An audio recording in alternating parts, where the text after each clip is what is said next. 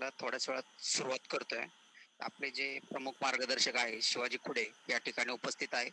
त्यांचं बारामती तालुका जुनी पेन्शन हक्क संघटनच्या वतीने मी सहर्ष स्वागत करतो.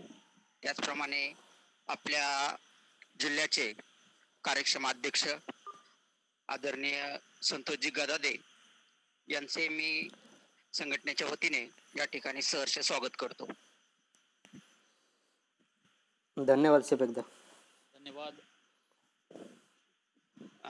तत्पूर्वी मी गदादे सरांना विनंती करतो की आपण सध्या आपल्या जिल्ह्याचं जे कामकाज चालू आहे त्याबाबत जे उपस्थित आहेत त्यांना थोडंसं सांगा, जेणेकरून खुडे सर राज्यावरती काम करतायत, म्हणजे आपल्या जिल्ह्याचा थोडक्यात आढावा त्यांच्यापर्यंत पोहोचेल. ठीक आहे. आतापर्यंत आपल्या ग्रुपमध्ये साधारणपणे 24 जण आजच्या बैठकीसाठी उपस्थित झालेले आहेत.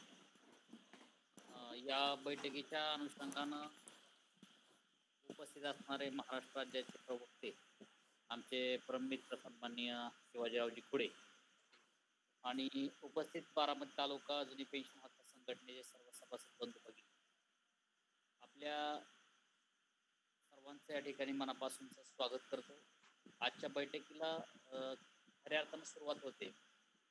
आज आपण पाहिलं तर पुणे जिल्ह्यामध्ये एकूण 13 तालुक्यात सध्याची जी NPSच्या बाबतीमध्ये जी परिस्थिती आहे ती संपूर्णतः नकारात्मक अशी आहे. NPSच्या फॉर्म भरण्याच्या प्रक्रियेला पूर्णपणे आपण नकार दर्शवलेला आहे.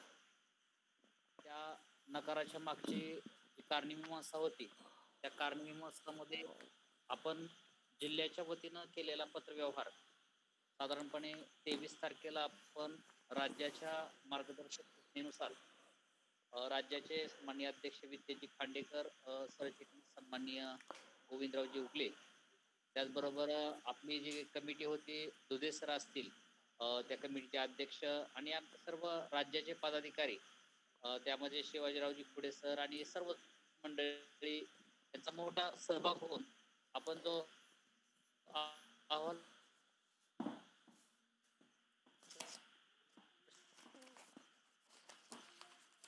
शॉर्ट आउट करून राज्याच्या मार्गदर्शक सूचनेनुसार 23 तारखेला माननीय शिक्षणाधिकारी साहेब, माननीय कॅपो साहेब, त्याचबरोबर माननीय CO साहेब, अधीक्षक वेतन व भत्ते या सर्वांनाच आम्ही पत्रव्यवहार ईमेलद्वारे केला आणि त्यांच्या प्रत्यक्ष भेटी आम्ही साधारणपणे 2 वेळा मी त्यांच्याशी प्रत्यक्ष भेटतो आणि आमच्या डिस्प्लेस धारकांची होणारी अडचण आणि भविष्यातले होणारे नुकसान या बाबतीमध्ये सविस्तर अशी चर्चा पुढे सर आम्ही त्यांच्याशी केली, जेणेकरून भविष्यामध्ये NPS मध्ये आपला सहभाग होत असताना कोणत्या अडचणी सामोरे आमच्या असतील आणि पाठीमागं गेल्या 15 वर्षामध्ये आमच्या संघटनेच्या माध्यमातून जे कामकाज सुरू होतं त्या कामकाजाच्या बाबतीमध्येही त्यांना आम्ही अवगत केलेलं आहे. त्याचबरोबर 15 वर्षापूर्वी सुरू झालेली जी DCPS योजना होती, ती योजना आमच्यासाठी कशी बाधक ठरली आणि आमच्या कर्मचाऱ्यांचं यामध्ये कसं नुकसान झालं, मयत कर्मचाऱ्यांना कसा लाभ दिला गेला नाही, या सर्व बाबीच्या अनुषंगानं माननीय CO साहेब यांच्याबरोबर माझी सविस्तर अशी बैठक झालेली आहे. परंतु या बैठकीमध्ये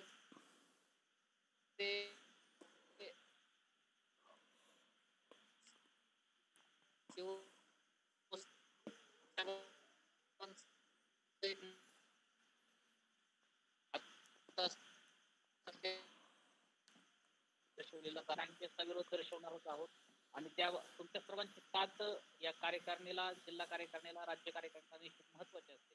आपण सर्वांनी साथ द्यावी. या ठिकाणी मी CO साहेबांच्या बैठकीत एक महत्वाचा मुद्दा पुढे साहेब आपल्या लक्षात आणून देतो की आपले जे CO आहेत हे आयुष प्रसाद साहेब पुणे जिल्ह्याचे CO बदलीचे राज्याचे अध्यक्ष काम करतात आणि त्यांनीही आपल्या त्या ठिकाणी गेल्यानंतर होती की मी सर्व सभासदांना या बाबतीमध्ये विश्वासात घ्या, त्यांच्याशी चर्चा करा आणि NPS मध्ये सहभागी होण्याच्या संदर्भामधलं आपण धोरण ठरवावं अशी CO साहेबांनी सुद्धा आपल्याला त्या बाबतीमध्ये रिक्वेस्ट केलेली होती. परंतु ज्या अडचणी आपण समोर मांडल्या होत्या त्या अनुषंगानं CO साहेबांना आम्ही रिक्वेस्ट केली की साहेब ह्या अडचणी सुटल्याशिवाय आणि उपसंचालकाचं जे पत्र आहे त्या पत्रातील मुद्दा क्रमांक 1-2 क्लिअर झाल्याशिवाय आमच्या कुठल्याही सभासदांना या बाबतीतला आग्रह आपल्या स्तरावरून किंवा आपल्या प्रशासनाच्या स्तरावरून झाला नाही पाहिजे अशी आपण त्यांना विनंती केली. परंतु शिवसाहेबांचं मत असं होतं की तुमच्या ज्या काही अडचणी आहेत संघटनात्मक आणि लोकांच्या होणाऱ्या आर्थिकच्या अडचणी काय आहेत त्या आपण लवकरात लवकर मार्गी लावू. त्यांचं असं मत होतं की तुम्ही पुढं जाऊन 4-2 वर्ष आणखी थांबवणार आणि पुढं चालू करणार यापेक्षा आत्ताच्या घडीला तुम्ही या बाबतीमध्ये काहीतरी सकारात्मक भूमिका घ्यावी आणि तुमच्या जे काही प्रश्न आहेत ते सर्व प्रश्न सोडवण्याच्या दृष्टीनं मी निश्चित प्रयत्न करील आणि लवकरात लवकर तुमचे प्रश्न मार्गी लावेल. आजच्या पुणे जिल्ह्याच्या एकंदरीत आढाव्यामध्ये आमच्या इंदापूर, बारामती, दौंड, पुरंदर, शिरूर त्याचबरोबर खेड, आंबेगाव, जुन्नर, मुळशी, मावळ, हवेली आणि याचा भोरचा सर्व सर्व भागातून या सर्व तालुक्यामधून आंबेगाव असेल या सर्व तालुक्यातून माझ्या माहितीनुसार ज्या ज्या तालुक्याच्या ग्रुपला मी आहे त्या ठिकाणा सर्व लोकांचे आम्हाला बऱ्याच फोन येत असतात आणि फोनवरतीही आम्ही बऱ्याच ठिकाणी मार्गदर्शन करत असतो. या कोरोनाच्या काळामध्ये सर्वत्र भेटीगाठी किंवा अशा काही गोष्टी करणं अवघड अवघड होत चाललेलं आहे. अशा परिस्थितीमध्ये लोकांना फोनवरतीच आपण मार्गदर्शन करतोय आणि त्याचा सकारात्मक असा प्रतिसाद लोकांचा दिसून येतोय. एक अपवादात्मक 2-3 ठिकाणी 4-2 लोकांनी चुकून फॉर्म भरलेले होते. त्यांचे सुद्धा प्रतिसाद असा परत आला यापेक्षा आम्हाला माहिती नव्हतं आणि अचानक मुख्याध्यापक आणि आमच्या वरिष्ठांनी सांगितल्यामुळं आम्हाला माहिती न घेताच आम्ही ते फॉर्म भरले. जर ते फॉर्म परत घेता येत असतील तर ते फॉर्म आजही आमचे परत घ्या, आम्ही संघटनेच्या बरोबर आहोत. या गोष्टीचं खऱ्या अर्थानं समाधान वाटतं की कुठंतरी संघटनेच्या पदाधिकाऱ्यांवरती हा टाकलेला एक विश्वास निश्चितच कुठेसर विचार करण्यासारखा आहे. अशा पद्धतीनं आमच्या जिल्ह्याचं राज्य कार्यकारिणीला या ठिकाणी विनंती किंवा आव्हानाचा एक सूचना आहे की आपण लवकरात लवकर राज्य स्तरावरून या बाबतीमध्ये मार्गदर्शन व्यवस्थित घेऊन जेणेकरून आपल्या कर्मचाऱ्यांना जुनी पेन्शन योजना कशा पद्धतीने लावता येईल या बाबतीतलं आपण ही आम्हाला गायडन्स करावं. लोकांना जास्त वेळ आपण वेटीस धरू शकत नाही. आम्ही साधारणपणे येत्या डिसेंबर अखेरपर्यंत आपल्या सर्व योजनेमध्ये आम्ही सहभागी असणार आहोत आणि तिथून पुढं जर लोकांचा जास्त प्रेशर वाढला तर आपल्याला निर्णय थोडासा बदलावा लागेल. म्हणून आपण राज्य कार्यकारिणी सुद्धा या बाबतीमध्ये अवगत करावं की जेणेकरून आपल्या सर्व कर्मचाऱ्यांना या बाबतीतला न्याय देता येईल. धन्यवाद. पुढे सर. धन्यवाद अध्यक्ष. 1 नोव्हेंबर 2005 नंतर शासनाने जे शासकीय कर्मचारी सेवेत लागतील त्यांना जी जुनी पेन्शन होती ती रद्द करून DCPS नावाचं एक आवरण आपल्यावरती घातलं आणि आपणाला जो आपला हक्क होता पेन्शनचा त्यापासून आपणास दूर नेलं. प्रस्थापित संघटना त्यासाठी जे कार्य करत होत्या त्यांच्यामध्ये आपल्या जुन्या पेन्शनचा जो मुद्दा होता आपण सर्वांनी पाहिलं की 22 किंवा 23 नंबरला हा मुद्दा होता. परंतु सन 2015 मध्ये एक जो युवकांचा सैलाब आला त्याला अनुसरून एक आश्वासक एक प्रेरणास्थान आपल्या सर्वांना मिळालं. कारण असं म्हटलं जातं की मोठ्या झाडाच्या सावलीत छोटी झाडं वाढत नाहीत. कारण की आपल्याकडे जो युवक वर्ग आहे युवक शिक्षक होता की जो या DCPS मध्ये भरडला जात होता त्यातील संघटन एकत्र येऊन एक वादळ या राज्यामध्ये निर्माण झालं आणि याचा जो उद्रेक होता जे तुफान होतं ते नागपूरच्या अधिवेशनामध्ये आपण सर्वांनी पाहिलं की 2015 साली हे सुरू झालेलं हे आंदोलन होतं आणि या आंदोलनामधून पुढे येणारे युवकांचं नेतृत्व होतं. या नेतृत्वामध्ये प्रामुख्याने वितेजी खांडेकर असतील, प्राजक्त झावरे असतील, त्याचप्रमाणे सर्व गोविंदजी उगले असतील व सर्वच म्हणजे या जुनी पेन्शन हक्क संघटन यासाठी नेतृत्व करण्यासाठी हिरिरीने पुढे आलेले सर्व युवक नेतृत्व यांचं मी प्रथमतः आभार मानतो की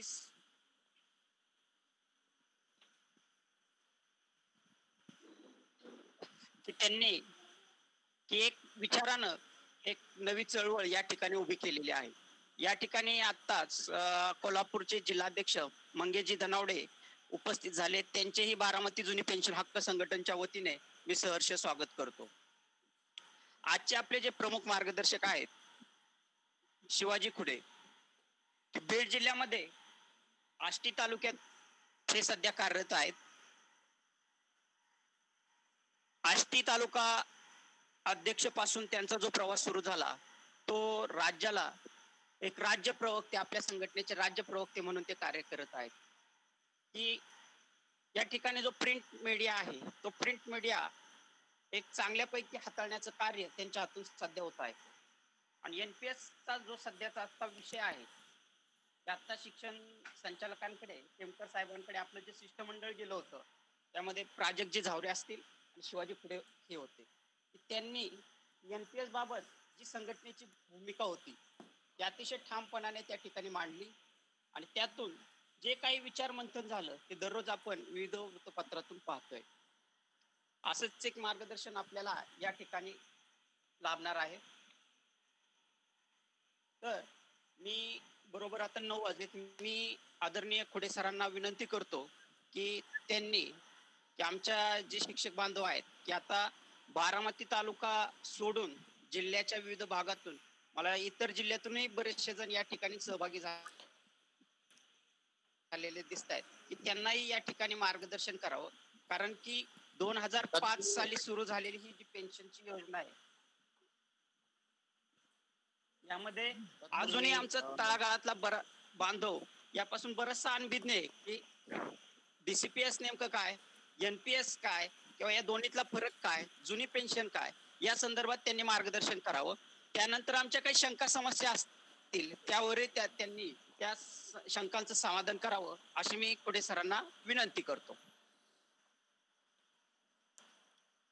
ओके. संतोषराव बोलणार आहेत का काही? त्या बैठकीकरता राज्य प्रवक्ते म्हणून आणि नव्हे तर संपूर्ण आमच्या डिस्ट्रिक्टसाठी मार्गदर्शक असणारे शिवाजीरावजी खुडे एक उमद नेतृत्व बीड जिल्ह्याला नव्हे तर महाराष्ट्राला लाभलं. हे शिवाजीरावजी खुडे तर आपलं मनापासून स्वागत आहे. आणि या पश्चिम महाराष्ट्रामध्ये त्यांची खऱ्या अर्थाने DCPSच्या नव्हे तर सर्वच कार्यकर्त्यांना एक ऊर्जा देण्यासाठी मोठी तळमळ असते आणि एक अभ्यासू व्यक्तिमत्व त्यांच्याकडे पाहिलं जातं. ते आमचे मित्र सामान्य मंगेजी धनवडे, कोल्हापूर जिल्ह्याचे जिल्हाध्यक्ष महाराष्ट्राचे संघटनेचे, त्यांचंही आजच्या या बैठकीला त्या ठिकाणी आगमन झालेलं आहे. पुणे जिल्ह्याच्या वतीनं मनापासून स्वागत करतो. आपले सोमनाथजी खुदे सोशल मीडिया प्रमुखाच्या बैठकीत आपले स्वागत आहे आणि या ठिकाणी विनंती करतो की पुढे सर आपण मार्गदर्शनाला सुरुवात करावी. ओके, धन्यवाद. आज बारामती तालुका द्वारे आयोजित ही जी काही मंथन परिषद आपण आयोजित केली आहे, या परिषदेला आत्ताच शफीक इनामदार यांनी सांगितलं आहे की पूर्ण जिल्ह्यातून आणि राज्यातून लोक ॲड झालेत. तर जे झाले असतील त्यांच्या ज्या काही शंका असतील त्या पुढं घेऊया. प्रथमतः या बैठकीला उपस्थित असलेले आपले युवा नेतृत्व आणि करवीर जिल्ह्याचे जिल्हाध्यक्ष मंगेश दादा, पुणे जिल्ह्याचे जिल्हाध्यक्ष धाडाडीचं नेतृत्व संतोषदा, तसेच बारामती तालुक्याचे वनवे सर असतील, त्यानंतर थोरात सर, कुदळे सर असतील, किंवा आमचे क्लासमेट, वर्गमित्र, रूममेट असलेले शफीक इनामदार असतील आणि आपण सर्वजण या ठिकाणी उपस्थित आहात. आपणा सर्वांचं प्रथमतः NPS या विषयावर जे काय संघटनेचं मत आहे आणि आपल्या ज्या काही शंका असतील याविषयी विचार करण्यासाठी आपण एकत्रित आलात, ते जाणून घेण्यासाठी या ठिकाणी आपण वेळ देत आहे, त्याबद्दल प्रथमतः संघटनेच्या वतीने आपलं अभिनंदन आणि धन्यवाद. आता सर्वात सुरुवातीला मुद्दा आला होता संतोषदाच्या बोलण्यातून शिव साहेबांची जी काही चर्चा झाली पुणे जिल्हा परिषदेची, तर त्या संदर्भात तर त्यांचं जे म्हणणं आहे की NPSमध्ये आपण लवकर फॉर्म भरले पाहिजेत, पुढं आंदोलन नेलं पाहिजे आणि त्यानंतर आपल्या ज्या काही मागण्या आहेत त्या एक तर लवकरात लवकर सोडून घ्या किंवा फॉर्म भरल्यानंतर आपण त्या सोडवूया. तर याबाबतीत सखोल विचार विनिमय आपल्याला करायचा आहे आणि संघटनेची यामागची भूमिका जी आहे ती पुढील आपल्या बोलण्यामध्ये येईल. परंतु या ठिकाणी एकच सांगू इच्छितो की आयुष प्रधान साहेब हे खूप हुशार व्यक्तिमत्व आहे. पुणे जिल्हा परिषदेमध्ये ते कार्य करत आहेत. आत्ता आपल्या ज्या बदली प्रक्रियेची बैठक झाली होती त्यामध्ये मला एक दिवस दिवसभर त्यांचा अनुभव आलेला आहे. परंतु त्यांचा हे IAS लोक असतील त्यांचा आणि आपला NPSमध्ये जमीन आसमानाचा फरक महाराष्ट्र शासनाच्या अंमलबजावणीच्या धोरणामुळे पडलेला आहे. त्यांची जी NPS योजना आहे ती 2004 साली, म्हणजे त्यांना लागू असेल का नाही हे नाही मला कल्पना, परंतु त्यांच्यासारख्या IAS अधिकाऱ्यांना जी NPS लागू आहे ती 2004 पासून 2020 पर्यंत एकदम रेग्युलर पद्धतीने सुरू आहे. आणि त्यामध्ये जी काही त्यांना 15 वर्षाचा अनुभव येतोय, जी काही त्यांच्या म्हणजे थोडक्यात त्यांना त्या NPSचं अंगवळणी पडलंय, त्यानुसार त्यांचं जे मत असेल ते योग्य आहे. परंतु आपण NPSमध्ये आज फॉर्म भरण्याला संघटन पातळीवर विरोध करतोय. यामागे खूप मोठ्या आणि ठाम अशा भूमिका आहेत की ज्या आपल्या भविष्यासाठी, आपल्या कुटुंबियाच्या भविष्यासाठी आणि एकूणच आपल्या जुनी पेन्शनच्या लढ्यासाठी खूप महत्त्वाच्या असणार आहेत आणि त्या भूमिका आपण पुढं मांडत राहूया. त्यानंतर दुसरा विषय आला होता की काही शिक्षकांनी फॉर्म भरले असंही त्यांच्या बोलण्यातून आलं. तर ते जे फॉर्म भरले तर ते हस्ताक्षरात भरले की प्रत्यक्ष कॉम्प्युटरवरून शाळा प्रणालीतून अपडेट करून भरले, अपडेट करून प्रिंट काढून त्यावर स्वाक्षरी केली, ते एक कळणं गरजेचं आहे संतोषराव. ते जर फॉर्म हस्ताक्षरात भरले असतील, संतोषराव फॉर्म हस्ताक्षरात भरलेत का? फॉर्म हस्ताक्षरात काय झालं, आमच्याकडे जे शाळा प्रणालीचं काम पाहणारे काही कार्यकर्ते आहेत त्यांच्याकडे ते फॉर्म भरून दिलेले होते हस्ताक्षर करून, म्हणजे मॅन्युअली फॉर्म भरलेले होते आणि नंतर त्यांनी ते कॉम्प्युटरला पण अपडेट केले. अपडेट करून प्रिंट काढून स्वाक्षरी झाली का? नाही नाही, प्रिंट काढून येस, ओके. मग त्यांचा फॉर्म भरला गेला, त्याला कोणताही अर्थ नाही. माझ्या भाषेत तर सरळ तो आपलं कागद आपण पोहायला वापरतो त्या पद्धतीचा तो फॉर्म आहे, त्याला काही अर्थ नाही आहे. तर ज्यावेळेस त्याची प्रिंट काढली जाईल आणि त्यावर फक्त कर्मचाऱ्याची स्वाक्षरी काळ्या पेनने केली जाते, तो फॉर्म महत्त्वाचा आहे. म्हणजे त्याचा अर्थ कोणाचे फॉर्म भरलेले नाहीत. तर जे काही 2 मुद्दे आले होते त्याविषयी बोललो. पहा, आज आपण ही जे काही आयोजन केलं आहे त्याबद्दल प्रथमतः आपलं अभिनंदन केलेलं आहे. आता विषय येतो आपला मेन की DCPS योजना आणि ही NPS योजना आणि जुनी पेन्शन योजना यात फरक काय आहे. तर आपल्या सर्वांना माहिती आहे, मागील 5 वर्षापासून आपण ही चळवळ सुरू केली. हा एक DCPS NPS धारकांचा एक परिवार झालेला आहे. महाराष्ट्र जुनी पेन्शन हक्क संघटन, यामध्ये कोणालाही नेतृत्व करायचं आहे, कोणालाही नेतेगिरी करायचं आहे यासाठी हे संघटन नाही.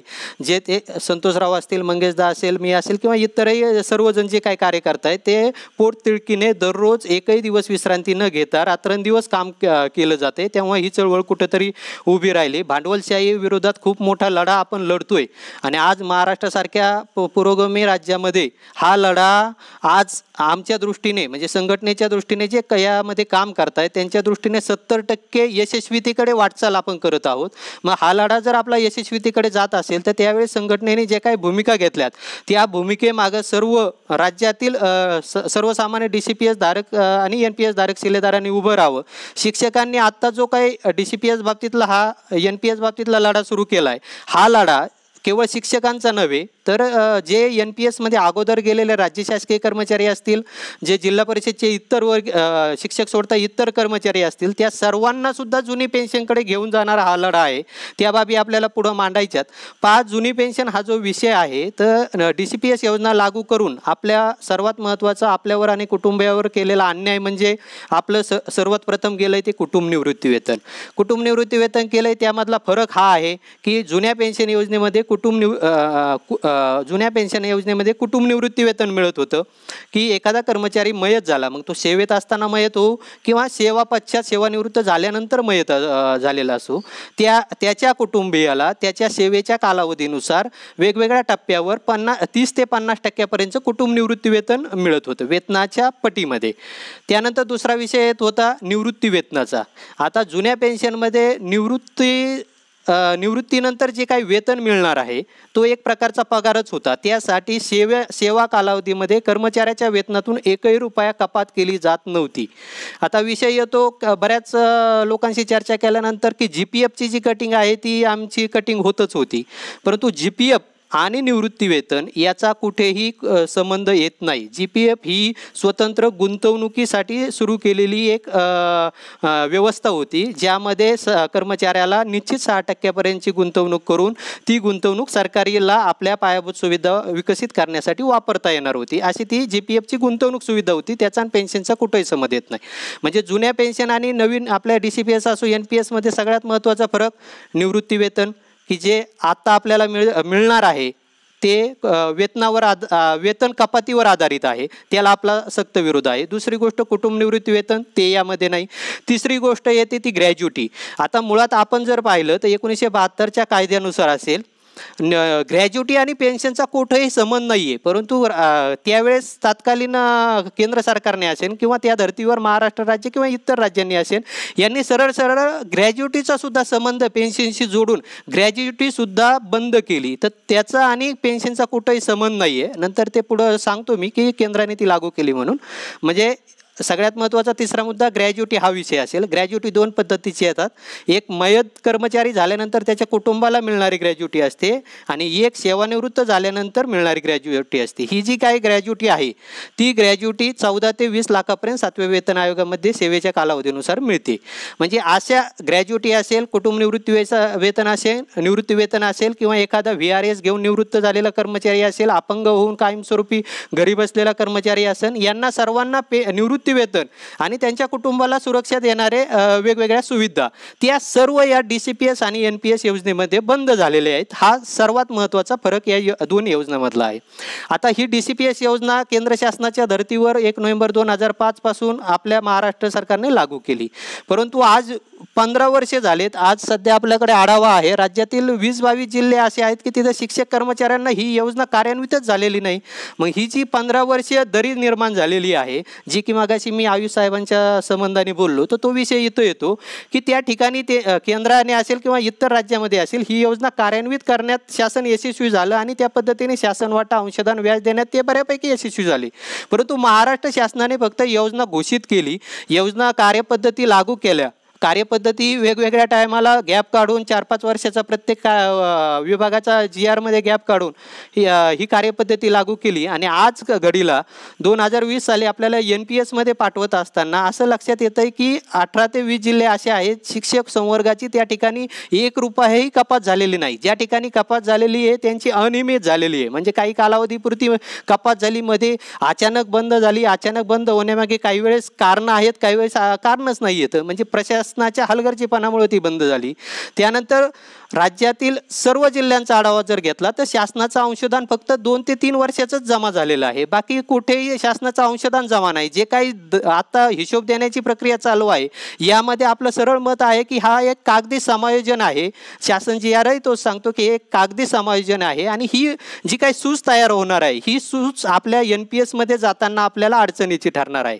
कारण त्याचं असं आहे की शासन वाट्यासह आपल्याला जर हिशोब दिला जात असेल तर ह्या हिशोबाची रक्कम आपल्या NPSच्या अकाउंटला, म्हणजे DCPS अकाउंट बंद करत असताना NPSच्या अकाउंटमध्ये ओपनिंग बॅलन्स म्हणून घेणं आवश्यक आहे.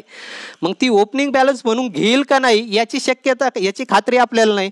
ती खात्री का नाही याच्या मागे शासनाचे आदेश, शासनाचे पत्रच बोलत आहेत. कारण 2017 साली आपले जिल्हा परिषदेचे शिक्षक वगळून इतर कर्मचारी जे NPS मध्ये गेलेत, आज त्यांचे 3 ते 4 वर्षे होऊनही, परवाचं तुम्ही 26 ऑगस्टचं प्रवीण जैन जे आपले ग्रामविकासचे सचिव आहेत त्यांनी काढलेलं पत्र जर वाचलं तर त्यामध्ये 3 नंबरला सरळ म्हटलंय की 1 नोव्हेंबर 2000 पासून 31/3/2016 पर्यंत या लोकांचे जर ज्या रकमा DCPSच्या वर्ग झाले नाहीत त्याची कार्यवाही करण्यात यावी. म्हणजे आणखी त्याही रकमा ट्रान्सफर झालेले नाहीत.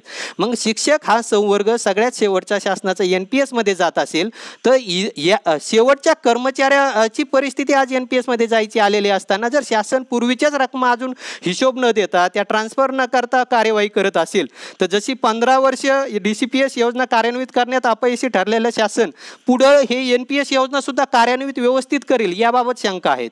त्यानंतर ही जर NPS योजना 19 सप्टेंबर 19चा आपला जो DCPS NPS मध्ये जाण्याचा रूपांतरित करण्याचा जो GR आहे त्यामध्ये प्रस्तावनेत सरळ म्हटलंय की ही NPS योजना ही राष्ट्रीय निवृत्ती वेतन योजना आहे. आता ही जर राष्ट्रीय निवृत्ती वेतन योजना असेल तर ही केंद्राच्या NPS सारखीच आहे.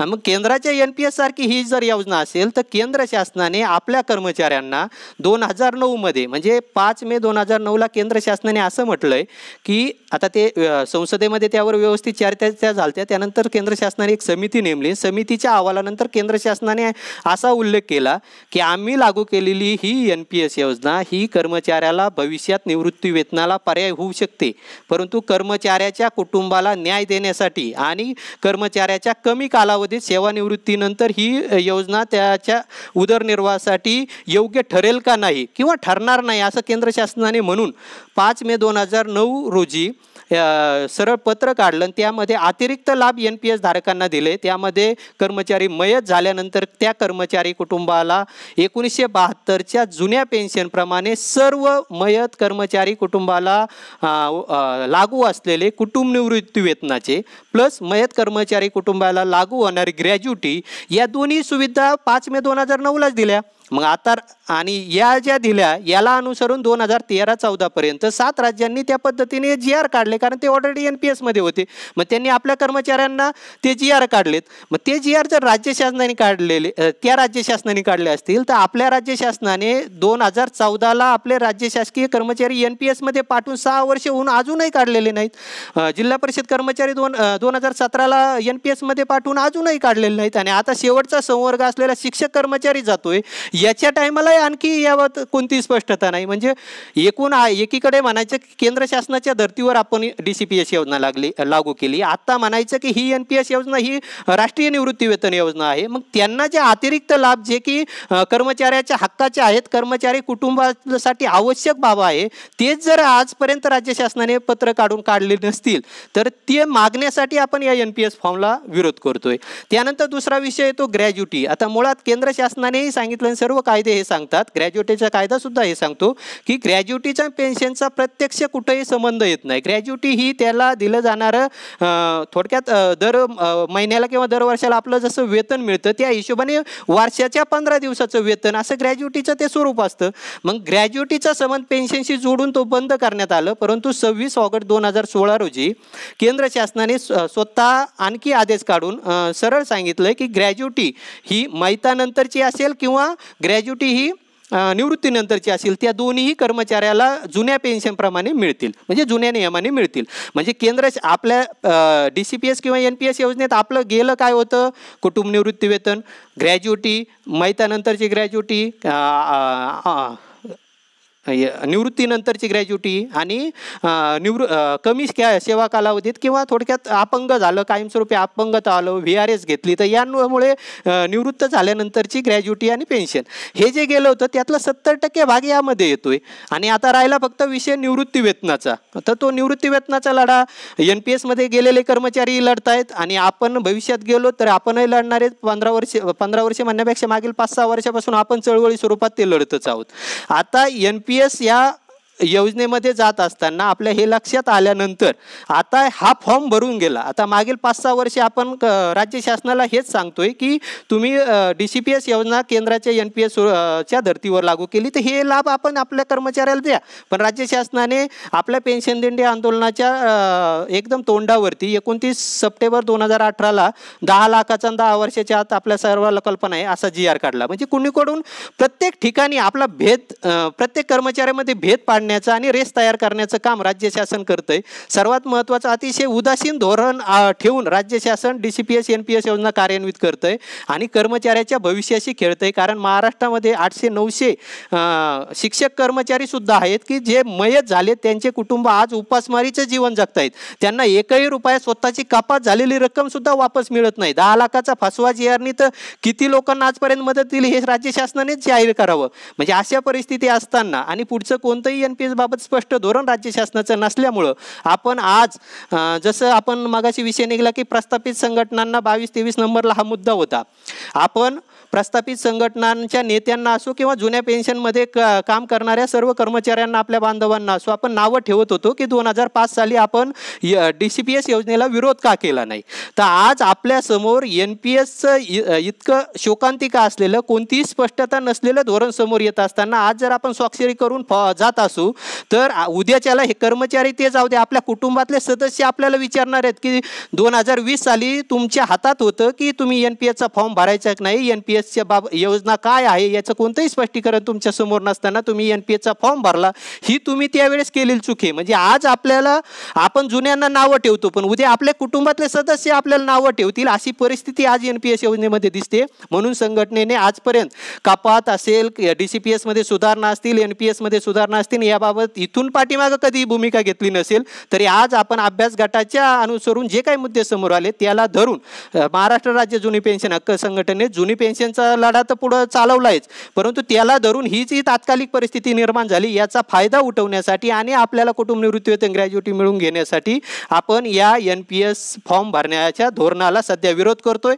आपण कुठेही नकारपत्र देणार नाहीत, नकारपत्र आपल्याला द्यायचं नाही, ते सेवा शर्तीनुसार आपल्याला देता येत नाही, परंतु NPS या फॉर्मवर आपण स्वाक्षरी करणार नाहीत. आणि का करायची नाही याच्यासाठीचे सर्व कारण हे शासनाचे पत्र, शासनाचे आदेश हे आपल्याजवळ आहेत. त्यामुळं कोणत्याही कर्मचारी या फॉर्म न भरल्यामुळं कुठल्याही परिस्थितीत अडचणीत येत नाही. आता वेतन न काढणे, पगार न स्वीकारणे हे ज्या काही भूमिका उठवल्या जात आहेत वरिष्ठ पातळीवरून, अशी कोणतीही सूचना वरिष्ठ कार्यालयाकडून आलेली नाही. त्या धमकीला कोणी भीक घालू नये. जो कोणी धमकी देत असेल त्याने सरळ त्या बाबतीत लेखी पत्र काढावं, त्याविषयी काय भूमिका घ्यायची संघटना घेईल. ही झाली संघटनेची या बाबतीतली भूमिका. आता यानंतर आपल्या ज्या काही शंका असतील, योजनेविषयी असतील, संघटनेच्या कार्याविषयी असतील किंवा NPS बाबतीत असतील, तर त्या एक एक करून घ्या, आपण त्याचं मार्गदर्शन करूया.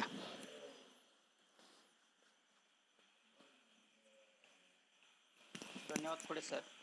या ठिकाणी महाराष्ट्र राज्य जुनी पेन्शन हक्क संघटनचे सल्लागार माननीय सुनीलजी दुधे या ठिकाणी उपस्थित झालेले आहेत. त्यांचं मी संघटनेच्या वतीने हार्दिक असं स्वागत करतो. त्याचप्रमाणे महाराष्ट्र राज्य दुर्गम क्रांती संघटनेचे अध्यक्ष माननीय राहुलजी शिंदे यांचंही मी या ठिकाणी सहर्ष असं स्वागत करतो. ज्यांच्या काही शंका असतील त्या कमेंट बॉक्स मध्ये टाका किंवा ज्यांना बोलायचं असेल. हा बोला सर, गदाधर सर बोला. बोला अध्यक्ष बोला. यानंतर नवडे सर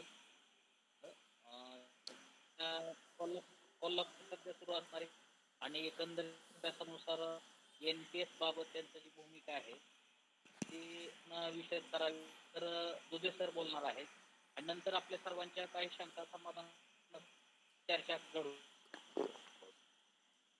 आता मंगेजी धनवडे म्हणत होता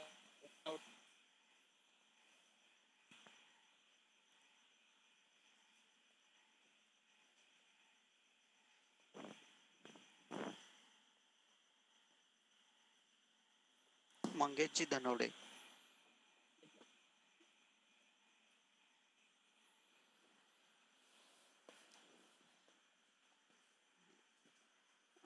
सुनीलजी दुधे सर आहेत का? दुधे सर. हा सर, बोला सर, काय म्हणता? हा सर, आपण या ठिकाणी आम्हाला मार्गदर्शन करावं अशी मी या ठिकाणी विनंती करतो.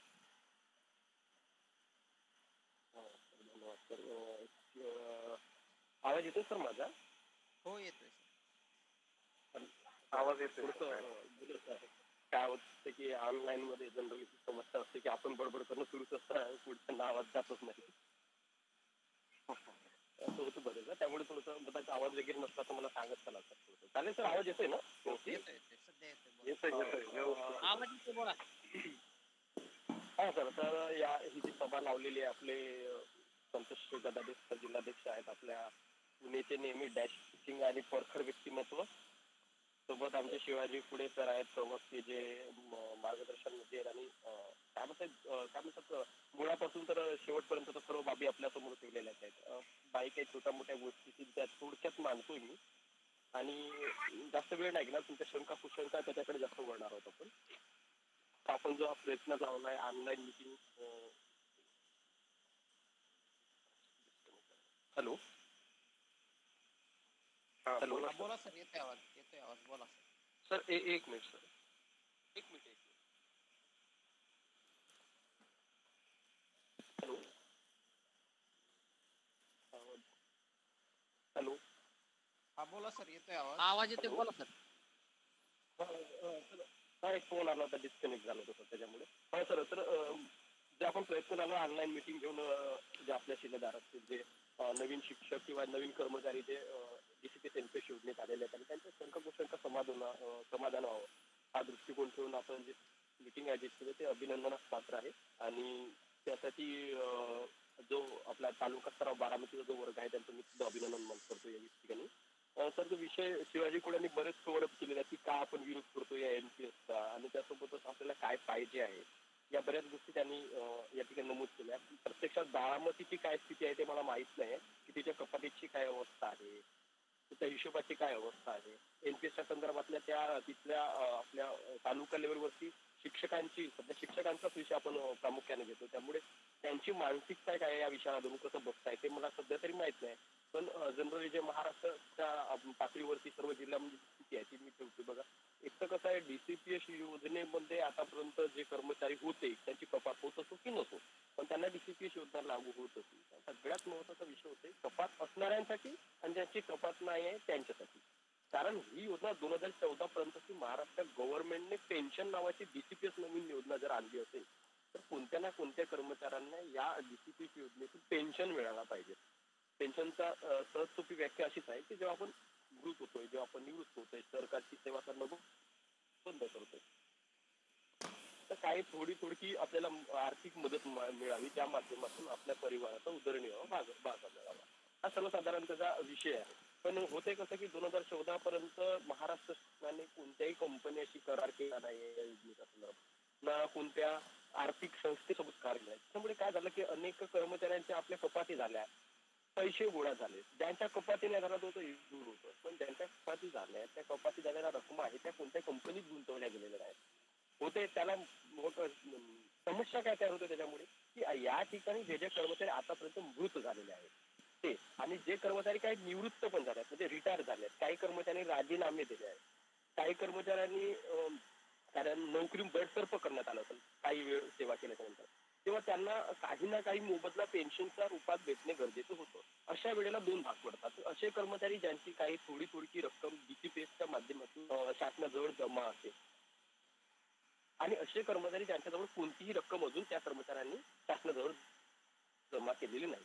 आता जमा केली नाही त्यांचा इश्यू आपण बाजूला असतो, पण ज्यांची जमा रक्कम आहे त्या कर्मचाऱ्यांच्या संदर्भामध्ये महाराष्ट्र बोलते की आम्ही या गुंतवणुका किंवा हे राजीनामा जे तात्काळ त्या कर्मचाऱ्यांची 80% रक्कम आम्ही काय करतो, 20% रक्कम त्यांना परत देऊ. म्हणजे त्यांच्याकडे समजा आज घडीला 1,00,000 जमा असतील तर त्यातले 20,000 त्या कर्मचाऱ्यांना परत देऊ, 80,000 आम्ही गुंतवू आणि त्याला पेन्शन देऊ. तर महाराष्ट्राच्या इतिहासामध्ये आज 2014 पर्यंत कोणत्याही कर्मचाऱ्याला अजूनपर्यंत या 80% रकमेवर पेन्शन मिळत नाही.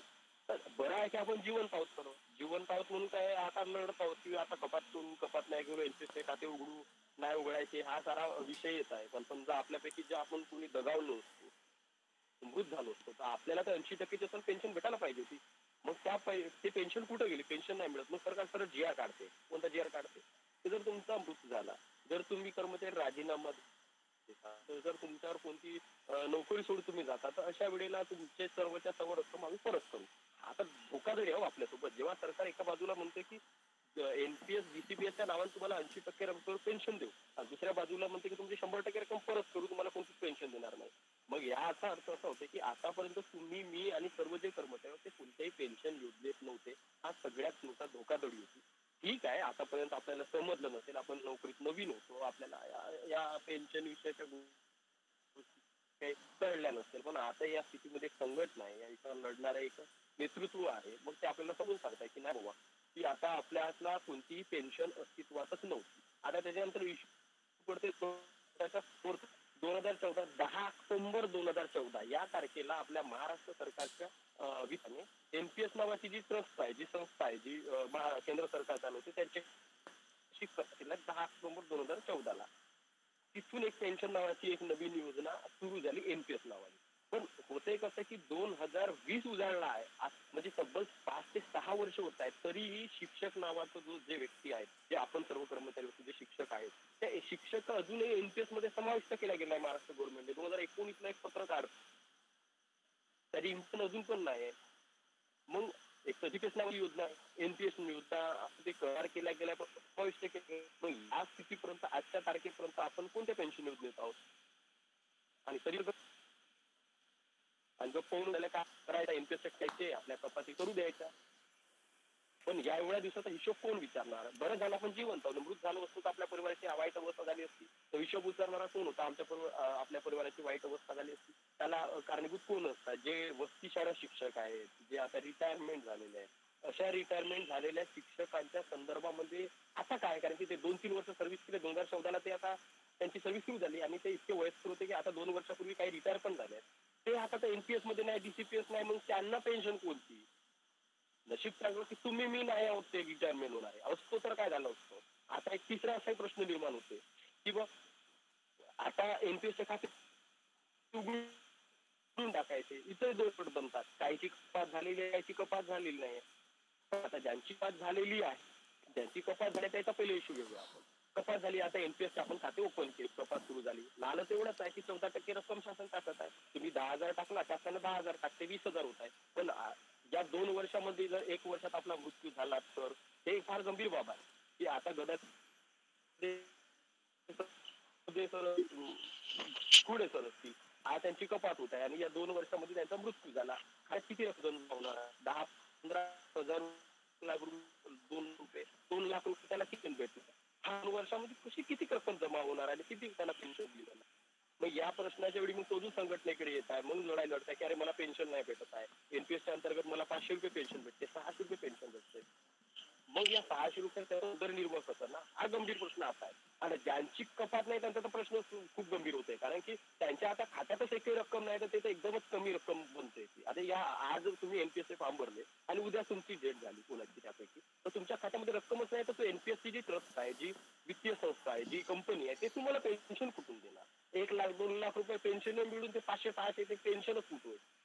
हा एक प्रश्न पडतो. बरं, इथं एक तिसरा हाही प्रश्न आहे की ज्यांची आता कपात झालेली रक्कम जमा आहे पण शासनाने अजून ती रक्कमच तुमच्या एनपीएस खात्यात वर्ग नाही केली आहे. तर मग प्रॉब्लेम कसा होते, तुमच्या खात्यातच रक्कम ती वर्क केली नाही आहे, त्या रकमेवरती तुम्हाला पेन्शन कशी भेटणार?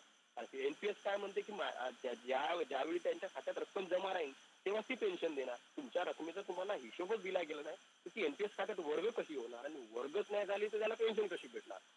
म्हणजे हिशोब ज्यांचा दिलाय त्यांची वर्ग झाल्यामुळे तेही ते कशाच्यात सापडल्या. तसं सारे आपण कशाच्यात सापडल्यावर 15 वर्ष झाले आपण एकवेळा कन्फ्युजन झालो. म्हणून आपली संघटना काय म्हणते आणि सर्वांना विनंती करतोय की तुम्ही एनपीएसच्या खाते उघडायला विरोध करा. स्पष्ट हा विषय आहे की आपल्याला या योजनेच्या माध्यमातून कोणतीही पेन्शन भेटत नाही.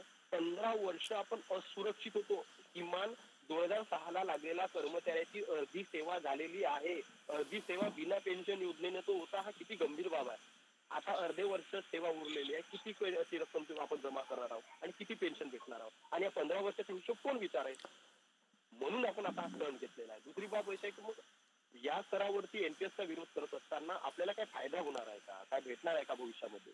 तर निश्चित भेटणार आहे. कारण की एक साधीशी गोष्ट मानतोय आम्ही 5 वर्ष झाले की केंद्र सरकार त्या केंद्र सरकारच्या कर्मचाऱ्यांना जे एनपीएस वाले आहेत त्यांना मृत्यूच्या नंतर पेन्शन देते शेवटच्या पगारावरती आणि त्यांना ग्रॅज्युटी पण देत आहे.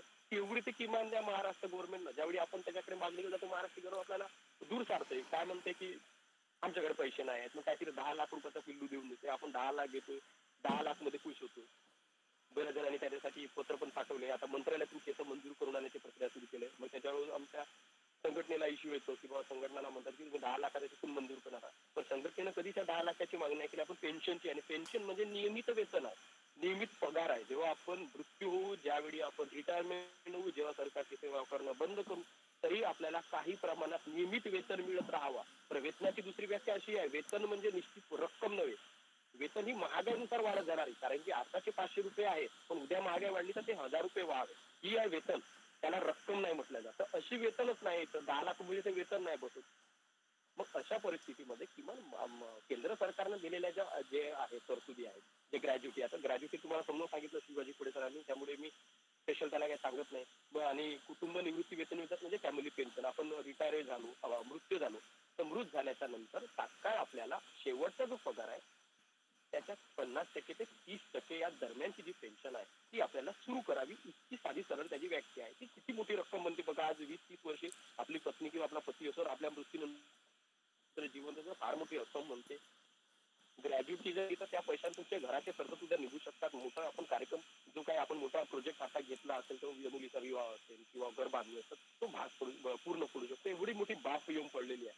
तर यामुळे या साऱ्या गोष्टीचा आपण विरोध करतोय. कारण प्रश्न हा नाही की रिटायर नंतर काय होणार. आता सद्यस्थितीत आहे की उद्या परवाला आपली डेट झाली तर आपल्या आमच्या मागची जे आपली परिवार होणार त्यांचं काय होणार. कारण त्यांच्या मागचा एक तर आपण कर्जाचा डोंगर लावलाय तो कसा पार पाडायचा आणि पेन्शनच्या रूपात जे समस्या कशी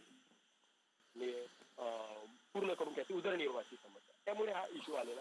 त्याच्यामुळे मला वाटतं या दृष्टी याच्याकडे कोणी असं बघू नये की बा एनपीएसच्या खाते कधीपर्यंत उघडायचे नाही, एनपीएसच्या खात्यात आमचं नुकसान नुकसान होत आहे पैशाचं, पण भविष्याची तरतूद जेव्हा आपल्याला काय की आपल्या परिवाराची आणि आपली स्वतःची, तर थोडासा मार सहन करावा लागेल, थोडा आर्थिक त्रास होणार. देशाला स्वातंत्र्य मिळण्यासाठी लोकांनी रक्त सांडवलं, आपण तर थोडं आर्थिक ताण सहन करूया.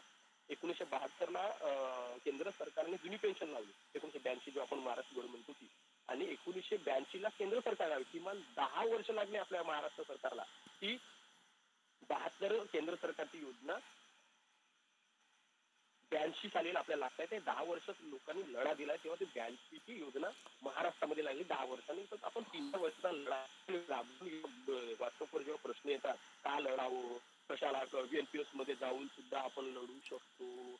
अरे मग नियमित कपात कराल, सर्व व्यवस्थित कराल, तर लढाई उरलीच कुठे हो. जेव्हा तुम्ही एखाद्या LIC चे काय होते, LIC वाले आपल्याकडे येतात, पण LIC चा आपण काय करतो, खाता ओपन करतो. मग खाता ओपन केल्याच्या नंतर मग नंतर आपल्याला समजतं की नाही अरे LIC मध्ये तर फायदाच नाही याचा. मग त्या एजंटकडे म्हणतो माझी LIC बंद कर, माझी LIC बंद करतो. तो काय म्हणतो, LIC बंद केलं तर तुम्हाला एकही पैसा परत नाही भेटला, तिथले पैसे पण निघते. आणि मग काय करायचं अशा वेळी, मग जसं आहे तसं सुरू आहे. आता नुकसान काय हो, ही भानगड इथं होणार. ही LICच आहे, ही एक प्रकारची NPS वित्तीय संस्थेशी निगडीतच बाब आहे. त्याच्यामुळे गांभीर्याने सर्वांनी याचा विचार करायला पाहिजे. आणि मी म्हणणार नाही की संघटनेला सोबत द्या, मी म्हणणार की तुम्ही स्वतःला साथ द्या या लढ्यामध्ये. कारण खूप गंभीर प्रश्न आहे. आतापर्यंत गोष्ट वेगळी होती, DCPS योजना, कारण गोंधळ होता, आपल्याला समजत नव्हतं, कोणाचे खाते सुरू होते, कोणाचे बंद होते, होत होती नव्हती होती, त्याचा मॅटर वेगळा होता. पण आता एकच प्रश्न आहे, NPS चे खाते उघडायचे किंवा नाही संघटना. आणि त्या विषयाचा आम्ही खूप गंभीर्याने अभ्यास केला, पुढे गंभीर्याने विचार केला. संघटनेचे जे राज्याध्यक्ष असतील, वेगवेगळ्या तज्ञ व्यक्ती असतील, त्यांचं मार्गदर्शन घेतलं, तेव्हा तिथून एकच विषय निघाला की जी योजना येत आहे ती फ्रॉड असेल, तर ते फ्रॉड असेल योजनेमध्ये जाण्याच्या पूर्वीच त्याचा विरोध करा. जर एकदा त्या योजनेच्या मध्ये तुम्ही गेला तर त्याचा विरोध करण्याला काही अर्थ उरत नाही. म्हणून आपण विरोध करतोय. किमान फॅमिली पेन्शन ग्रॅज्युटी मिळावी इतकी अपेक्षा जर ठेवून तुम्ही जे सामान्य जे शिलेदार आहे, पेन्शन शिक्षक असतील, त्यांनी एवढी अपेक्षा आहे त्यांच्याकडून, किमान एवढंच पेन्शन पाडावा की माझ्या परिवाराला मृत्यूनंतर माझ्या परिवाराला पेन्शन भेटावी. यासाठी सुद्धा मी NPS खाते उघडणार नाही, एवढी अपेक्षा ठेवावी.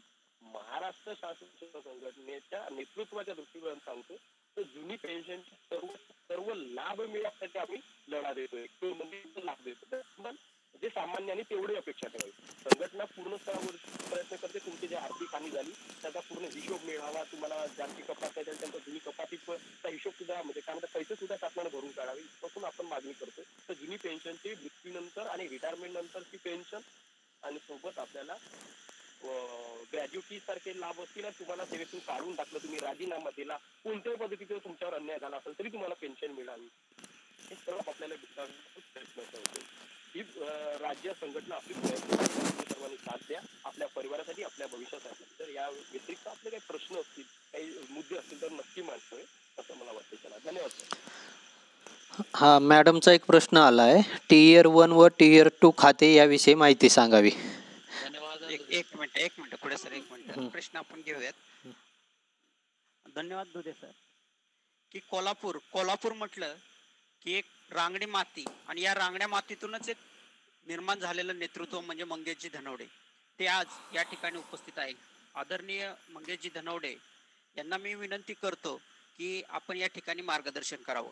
मंगेशजी धनवडे. धन्यवाद सर. आवाज येतोय? मंगेश सर, एक मिनिट. हॅलो. बोला थोरात सर. हॅलो.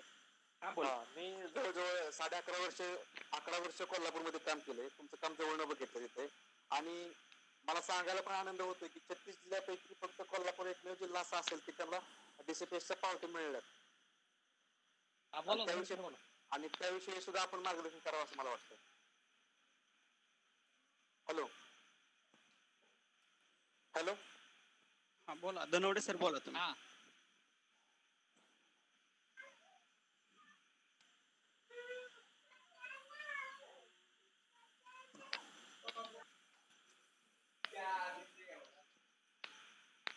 मंगेश दा.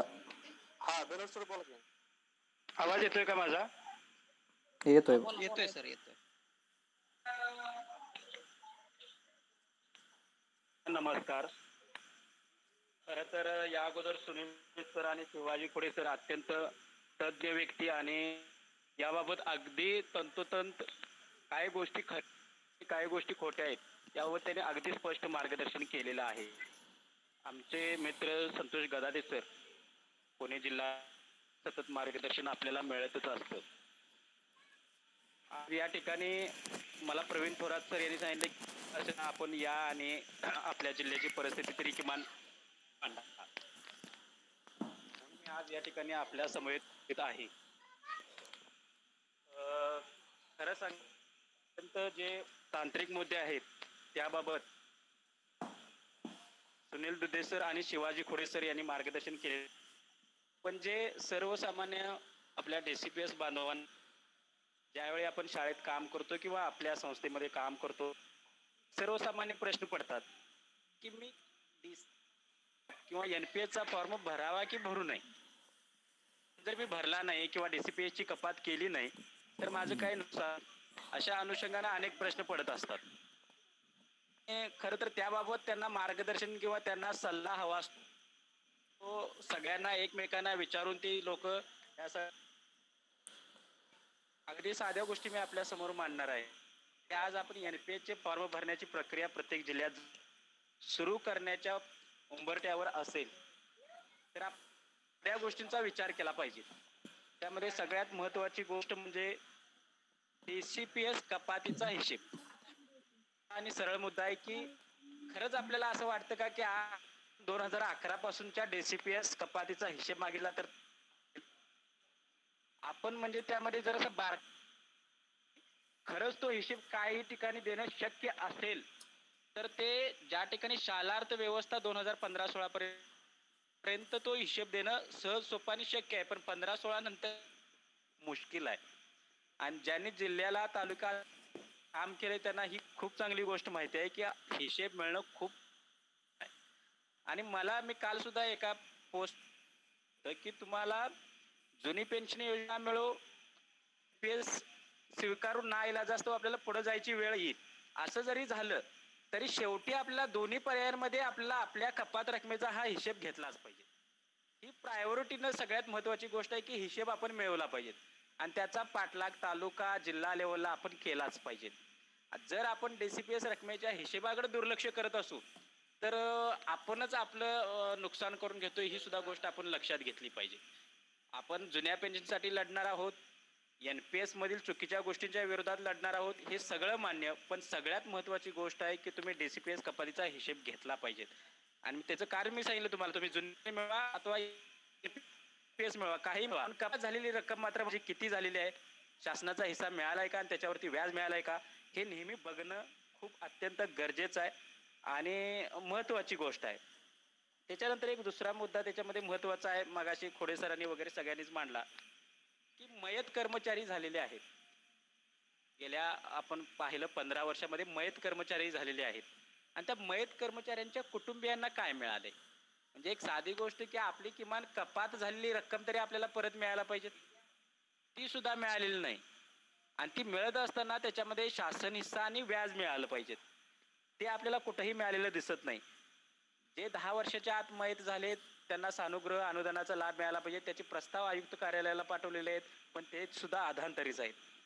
तिसरा महत्वाचा मुद्दा जो प्राथमिक शिक्षकांच्या बाबतीत महत्वाचा आहे तो म्हणजे आंतरजिल्हा बदलीने आलेले किंवा गेलेले बांधव ज्यांच्या रकमा अजून ट्रान्सफर झालेल्या नाहीत आणि त्या कशा करणार आहेत हे देव जाणे. कारण आज घडीला जर आपण 2017 नंतर ऑनलाईन ज्या बदल्या झाल्या, आंतरजिल्हा बदल्या, त्याच्यामध्ये खूप मोठ्या संख्येनं लोक ट्रान्सफर झालेले आहेत, बदली झालेले आहेत आणि त्याच्यामध्ये रकमा जर पाठवायच्या असतील तर त्या तंतोतंत पाठवल्या गेल्या पाहिजेत. ह्याच्यासाठी मागच्या जिल्हा परिषदेमध्ये तुमचा हिशेब पूर्ण असला पाहिजे आणि तो कसा होणार आहे ही सगळ्यात मोठी प्रश्नचिन्ह आहेत. त्याच्यानंतर शेवटचा मुद्दा मला जो खोडे सरांनी आणि दुधे सरांनी सुद्धा मांडला की बाबा आपण DCPS ज्यावेळी सुरुवात झाली त्यावेळी आपण सगळे अनभिज्ञ होतो, त्यामुळे ते आपण स्वीकारूनच पुढे आलो. मग त्याच्यामध्ये कसं नुकसान झालं आणि काय झालं हे मगापासून आपण सगळ्यांनी ऐकलं. पण आज NPSच्या उंबरठ्यावर आपण असताना मात्र खूप सावधगिरीनं पावलं पुढे टाकली पाहिजेत. NPS ज्यावेळी आपल्याला लागू होत आहे त्यावेळी आपल्याला केंद्र शासनाच्या कर्मचाऱ्यांप्रमाणे अतिरिक्त लाभ म्हणून फॅमिली पेन्शन आणि ग्रॅच्युइटी मिळणार आहे का हा सर्वात मोठा प्रश्न आहे, ज्याचं उत्तर घेतल्याशिवाय आपल्याला पुढे जाणं कधीच योग्य होणार नाही. कारण काल सुद्धा हसन मुश्रीफ साहेब ग्रामविकास मंत्री आहेत, त्यांना ज्यावेळी मी भेटायला गेलो त्यावेळी आपण नेहमी निवेदन देतोय की आपल्याला 1982ची जुनी पेन्शन योजना लागू झाली पाहिजे. मी यावेळी जरासा विषय वेगळा टाकला, सगळ्यांशी चर्चा केली आणि म्हटलं की आपण जरासं वेगळ्या पद्धतीने जाऊ. मी विषय असा टाकला की 1982च्या योजनेतील तरतुदी लागू झाल्या पाहिजेत. त्याने विषय वाचल्यानंतर मला प्रश्न विचारला की तरतुदी म्हणजे नेमकं काय पाहिजे तुम्हाला. तर मी त्याला म्हटलो की फॅमिली पेन्शन, ग्रॅच्युइटी आणि रिटायरमेंट नंतर जशी पेन्शन मिळते तशी पेन्शन, या 3 गोष्टी झाल्या की बस. मग तिने सांगितलं की मग राहिलं काय त्याच्यामध्ये. तर मी म्हटलो की या गोष्टी मिळत आहेत इतर ठिकाणी, केंद्र शासनाच्या कर्मचाऱ्यांना फॅमिली पेन्शन मिळते, ग्रॅच्युइटी मिळते, मग आम्हाला का नाही. ते म्हटले जर हे असं असेल तर आपण मंत्रालयीन स्तरावरती मी त्या विभागाशी बोलून घेतो, नेमकी परिस्थिती काय आहे हे समजून घेतो. तर मी त्यांना म्हटलं की किमान आमच्या कर्मचाऱ्यांच्या ज्या समस्या आहेत, मागण्या आहेत, त्या संदर्भानं मंत्रालय एखादी मीटिंग आयोजित झाली तर आम्हाला ते मांडता येईल, समजावून सांगता येईल की आम्हाला काय आवश्यक आहे किंवा काय चुकतंय. तर त्या अनुषंगाने ते म्हटलेत की एवढं कोविडचं वातावरण संपू दे, त्याच्यानंतर आपण मीटिंग आयोजित करू. ते लावतील न लावतील हा वेगळा विषय, पण किमान आपल्याला काय पाहिजे आहे हे त्यांच्यापर्यंत जर पोचवायचं असेल तर निश्चित आताच्या घडीला NPSच्या फॉर्मला विरोध करणं अत्यंत आवश्यक आहे. कारण ही संधी जर आपण घालवली तर पुन्हा आपल्याला अशी संधी मिळणार नाही. आपण NPS मध्ये सहभागी होऊ, लढा पुन्हा चालू ठेवायचं आपण ठेवणारच आहोत, पण जी संधी आज आलेली आहे, ज्या कारणास्तव आपण NPS नाकारायला लागलोय, ते शासनासमोर मांडण्याची जी संधी आज आली ती संधी पुन्हा येणार नाही. आणि त्याला मी मगापासून सांगितलेली जी 3 कारणं आहेत, ही 3 कारणं समोर ठेवून आपण NPS मध्ये किंवा NPSच्या पूर्वी फॅमिली पेन्शन, ग्रॅच्युइटी हे मुद्दे आपण ठामपणे पुढे मांडून पुढे जाऊ शकतो. म्हणून आज घडीला राज्य कार्यकारिणीने घेतलेल्या भूमिकेला सर्वांनी समर्थन देणं खूप गरजेचं आहे. ठीक आहे, धन्यवाद. धन्यवाद.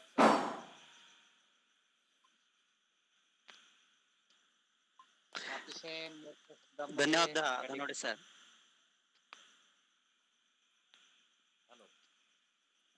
बोला अध्यक्ष, बोला.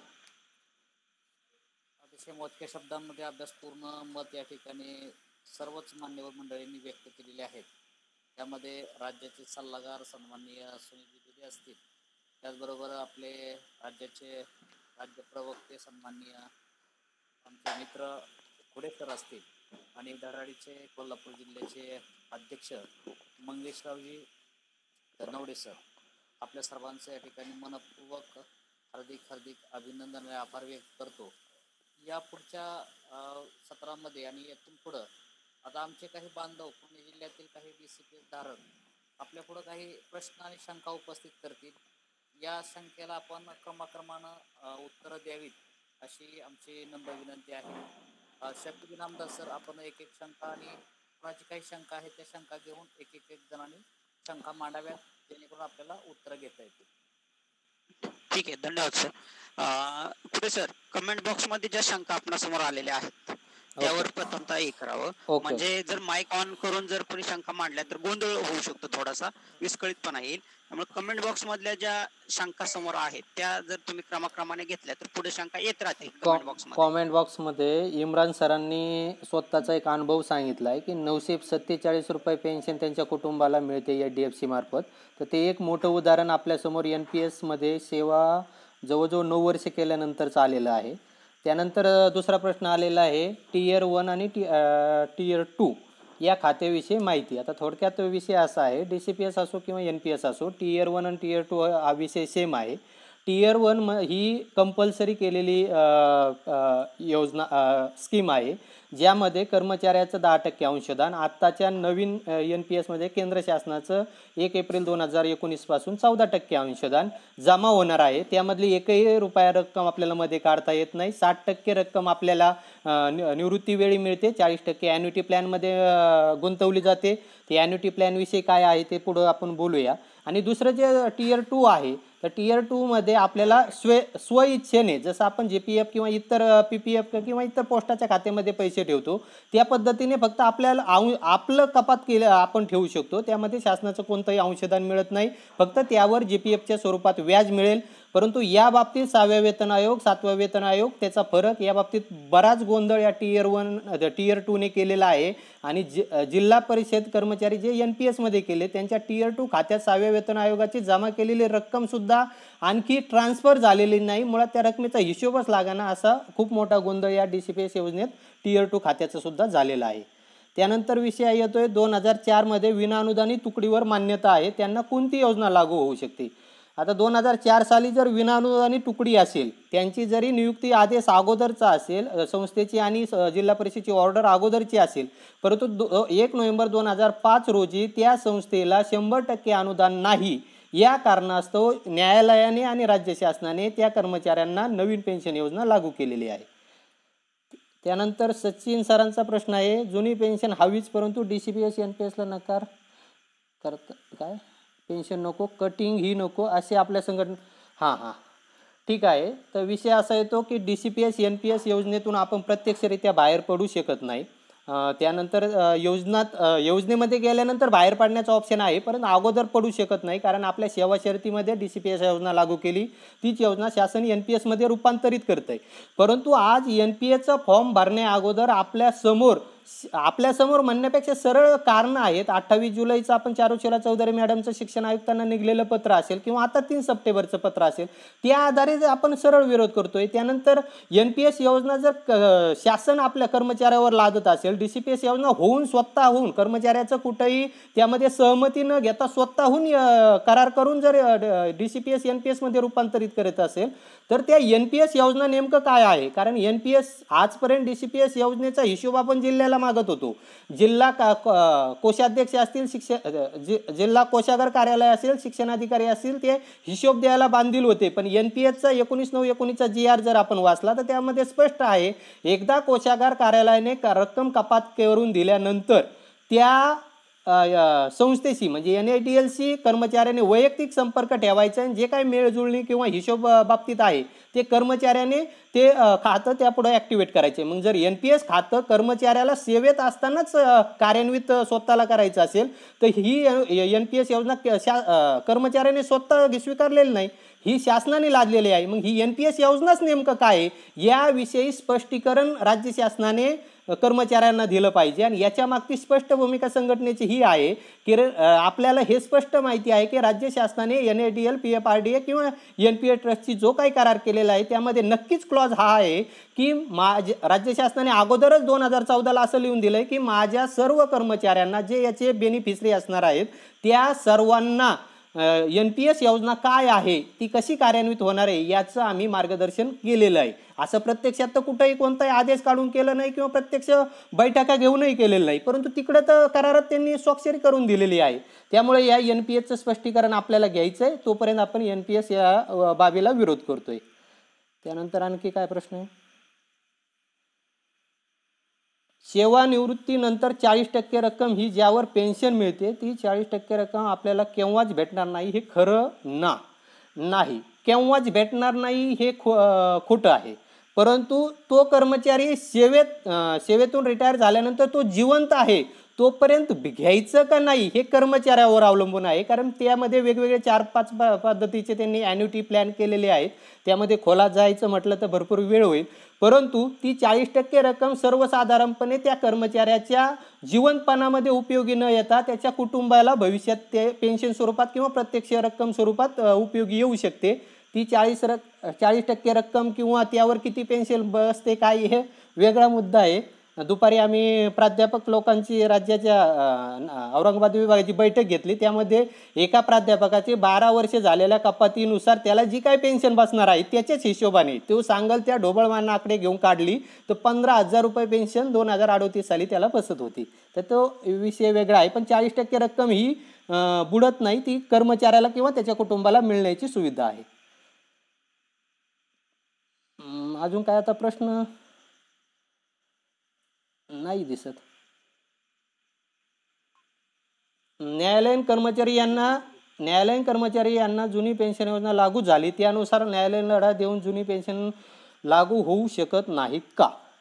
तर न्यायालयीन कर्मचाऱ्यांना जी जुनी पेन्शन योजना लागू झाली त्यांनी घटनेच्या एका कलमाचा वापर केला आणि हे नियम आम्हाला लागू होत नाही असं म्हणून त्यांनी स्वतःला योजना लागू करून घेतली. राज्य शासनाने 1/1/2020 साली GR काढून न्यायालयीन कनिष्ठ स्तरापर्यंतचे जे न्यायाधीश आहेत त्यांना जुनी पेन्शन योजना किंवा नवीन पेन्शन योजना याचा पर्याय उपलब्ध करून दिला आहे. परंतु आज आपल्याकडे विषय असा आहे, जेव्हा आपण NPSचा लढा लढतोय त्याच वेळेस औरंगाबादचे जे सरकारी वकील आहेत की ज्यांना NPS ही किंवा DCPS हीच योजना आहे त्यांना जुनी पेन्शन योजना नाही. म्हणजे आता इथं शोकांतिका ही येते की न्यायाधीशांना म्हणजे जे जास्त पगार घेऊन आपलं कुटुंबाचा उदरनिर्वाह करू शकतात त्यांना जुनी पेन्शन योजना लागू केली आणि त्यातच येणारे तृतीय चतुर्थ श्रेणी कर्मचारी किंवा वकील लोक यांना मात्र नवीन पेन्शन योजना दिली की ज्यावर कोणताही उदरनिर्वाहाची पूर्ण खात्री मिळत नाही त्यांच्या निवृत्तीनंतर. अशी पेन्शन योजना या कर्मचाऱ्यांना ठेवली. तर कनिष्ठ न्यायाधीशांपर्यंत योजना आहे. आत्तापर्यंत आपणही संघटनेच्या द्वारे अनेक आपले शिक्षक बांधव किंवा इतर कर्मचारी न्यायालयात गेलेले आहेत, पण आजपर्यंत आपण धोरणाच्या विरोधात न्यायालयात गेलो होतो. न्यायालयाचं स्पष्ट न्यायालय कोणत्याही शासनाच्या धोरणाविषयी मत प्रदर्शित करू शकत नाही. परंतु आता 15 वर्षाची जी अनियमितता आपल्या समोर आलेली आहे ती अनियमितता घेऊन भविष्यात आज जे आपण कागदोपत्री व्यवहार करतोय किंवा करायचं सांगतोय संघटना पातळीवर असेल किंवा वैयक्तिक अर्ज देण्याच्या स्वरूपात असेल याचा वापर नक्कीच भविष्यात आपण ही अनियमितता घेऊन न्यायालयात जाऊन नक्कीच त्या दृष्टीने सुद्धा प्रयत्न करणार आहोत. पुढे सर. हॅलो. हा बोला. पुढे सर मी तुम्हाला ह्याबद्दल थोडंसं बोलणार आहे. बोला. आता ही न्याय व्यवस्था त्यांनी न्यायाधीशांना त्यांनी लागू करून घेतली. आता राहिला न्यायाधीशांनी त्यांना लागू करून घेतली पेन्शन, बरोबर आहे. आता राहिला नेत्यांचा मुद्दा. नेते पण लगेच एकदा जरी आमदार झाला किंवा 1 दिवस जरी आमदार झाले तरी पण त्यांना पेन्शन चालू आहे. मग मी काय म्हणतो, आता इथनं पुढचा आपला अजेंडा असाच ठेवूया का मग की बाबा 2005 नंतर जे काही मंत्री झालेत काय आमदार झालेत त्यांना सुद्धा पेन्शन बंद करा. तो अजेंडा पूर्वीचाच आपला आहे. नागपूर अधिवेशनामध्ये तिसऱ्या अधिवेशनामध्ये आपण स्वतः त्यांच्या तोंडावर ह्या गोष्टी बोललेल्या आहेत. त्यानंतर त्यांचे रिॲक्शन वेगवेगळे आलेले आहेत. हा मुद्दा सोशली एकदम योग्य आहे. तो मुद्दा घेऊन आपण पुढे जात आहोत. ठिकठिकाणी ज्या ठिकाणी आंदोलनं हे ते होतात त्या ठिकाणी भेटी देत असताना संघटना तर बोलते पण सर्वसामान्य शिलेदार सुद्धा या गोष्टी बोलतात. आपल्या प्रत्येक पोस्टरवरती याच्यावरती ते सर्व लिहिलेलं असतं आणि ते आपण त्यांच्यासमोर दाखवतो. आंदोलनात सुद्धा तुम्ही मुंबईला पाहिलं असेल. इथून पुढे सुद्धा आपण प्रकर्षाने जाऊया मीडिया समोर वगैरे हे पण बोलून आहे बरोबर.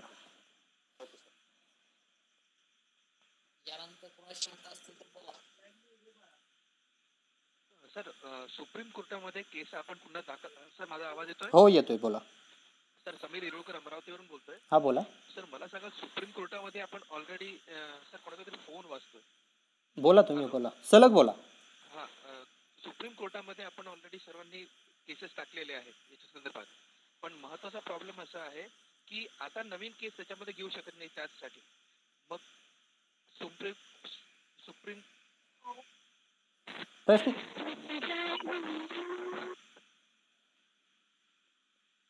सलग बोला सर.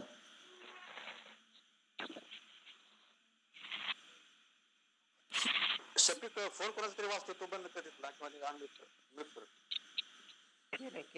समीर सर सलग बोला.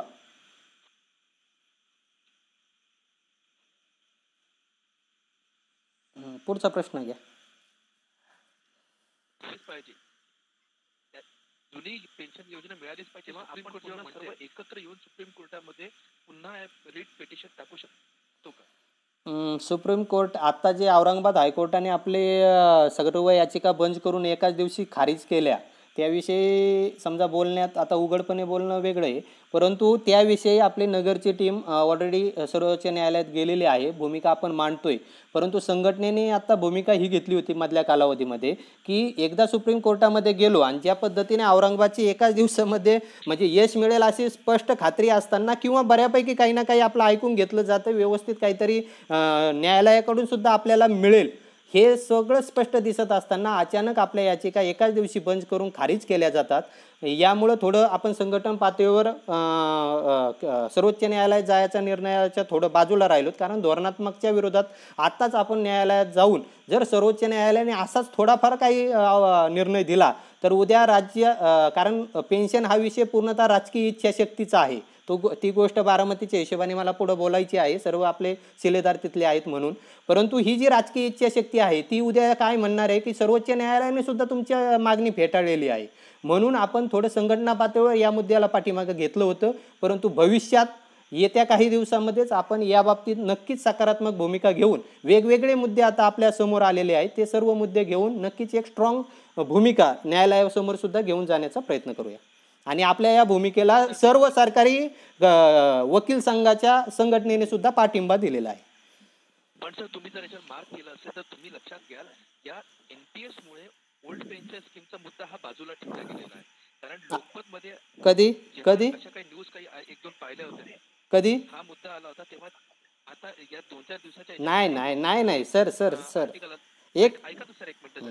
तिथे ओल्ड पेन्शन स्कीमला थोडंसं बाजूला ठेवलेलं आणि फक्त आपण DCPS ला फोकस करण्यात आलेलं आहे. तेच म्हणणं मी ओके, तुमची भूमिका लक्षात आली सर, वेळ होतोय. फक्त मला एक सांगायचंय की आपण जी काय आता NPS फॉर्मला विरोध करतोय, DCPSचा हिशोब मागतोय, 15 वर्षाच्या अनियमिततेबाबत बोलतोय, त्याची जबाबदारी निश्चित करण्याबाबतीत बोलतोय, हे जे सर्व काही बोलतोय ना, मंगेश सरने आता मागाशी व्यवस्थित सांगितलं की आतापर्यंत जुनी पेन्शन मागत होतो, आता आपण त्यातल्या फक्त तरतुदी लागू करा असं म्हणतोय. म्हणजे वेगळ्या पद्धतीने आपण जुनी पेन्शनच मागतोय.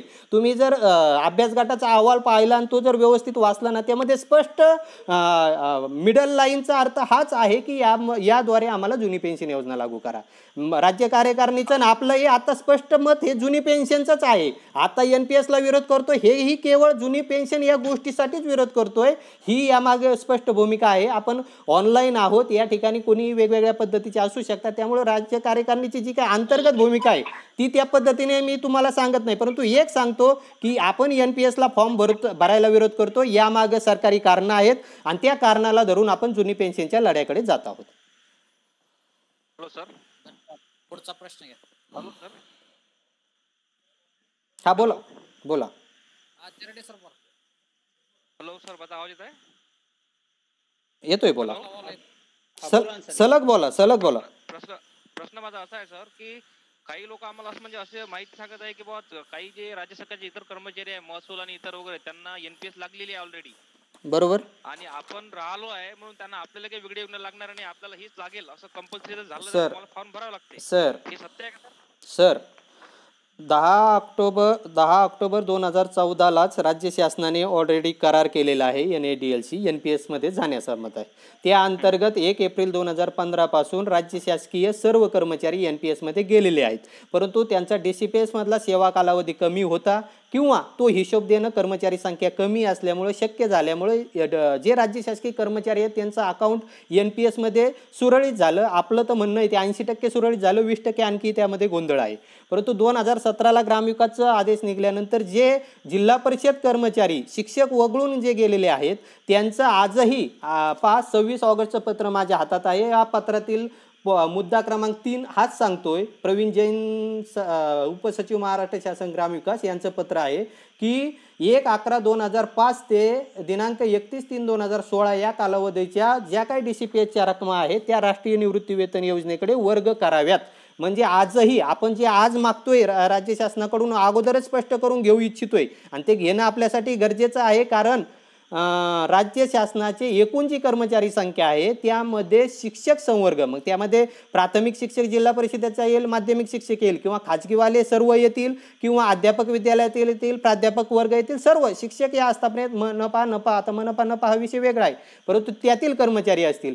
या सर्व कर्मचाऱ्यांचा हा जो काही एकूण शिक्षक संवर्ग आहे तो एकूण राज्य शासकीय कर्मचाऱ्यापैकी 60-65% एकूण कर्मचारी जातात. आणि एवढी मोठ्या संख्येने जर कर्मचारी हे NPS मध्ये जात असतील आणि हा राज्य शासनाचा सगळ्यात शेवटचा घटक आता राहिलेला असेल तर या घटकापर्यंत तुम्ही आला तोपर्यंतही तुम्ही NPS ची स्पष्टता देत नाहीयेत, यांच्या हिशोबाबाबत क्लिअर करत नाही. मग भविष्यात केव्हा करणार आहात? मागील 15 वर्षाचा अनुभव आपल्या पाठीशी आहे, म्हणून आपण या NPS योजनेला विरोध करतोय.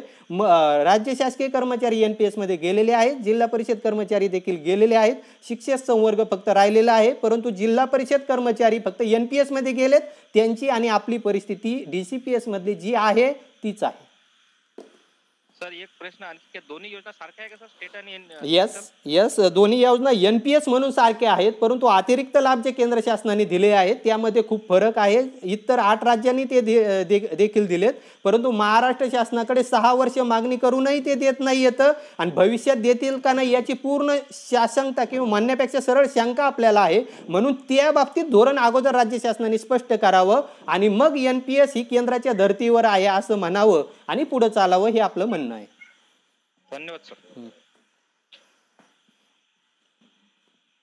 बोला. शफिक सर बोलू का 2 मिनिटं? हा बोला सर बोला. नमस्कार, मी रमेश कवितके. पूर्वी आवाज येतो शफिक सर? हो येतोय बोला. मी पालघर जिल्ह्यामध्ये होतो, अर्थातच आदिवासी बहुल भाग होता. थोडंसं 2 मिनिटं घेतो सर्वांचे. दुधे सर, आपले राज्य कार्यकारिणीचे पहिल्यांदा अभिनंदन. एवढा मोठा आपण जो काही मध्यंतरी आपल्या सगळ्या अभ्यासाचा गाडा ज्याला सुमारे 14 पानांमध्ये, मला माहिती नाही किती जणांनी वाचला, परंतु अतिशय अभ्यासपूर्ण. खोडे सर असतील, आत्ताचा तुमचा अभ्यासपूर्ण बोलणं असेल, थोडंसं सुचवावं असं वाटतं. ज्यावेळेस म्हणजे पूर्ण महाराष्ट्रामध्ये आपलं नेटवर्क काम करताना आत्ता आपल्या ज्या भूमिका आहेत OPSच्या आणि NPSच्या, त्या बाबतीत मला काही आलेले अनुभव किंवा आपण जे ग्राउंड लेवलला काम करतोय, आजचं जे सेशन आहे त्याचं महत्त्वाचं हेच की राज्य कार्यकारिणीच्या लोकांबरोबर कुठेतरी ग्राउंड लेवलचे जे काही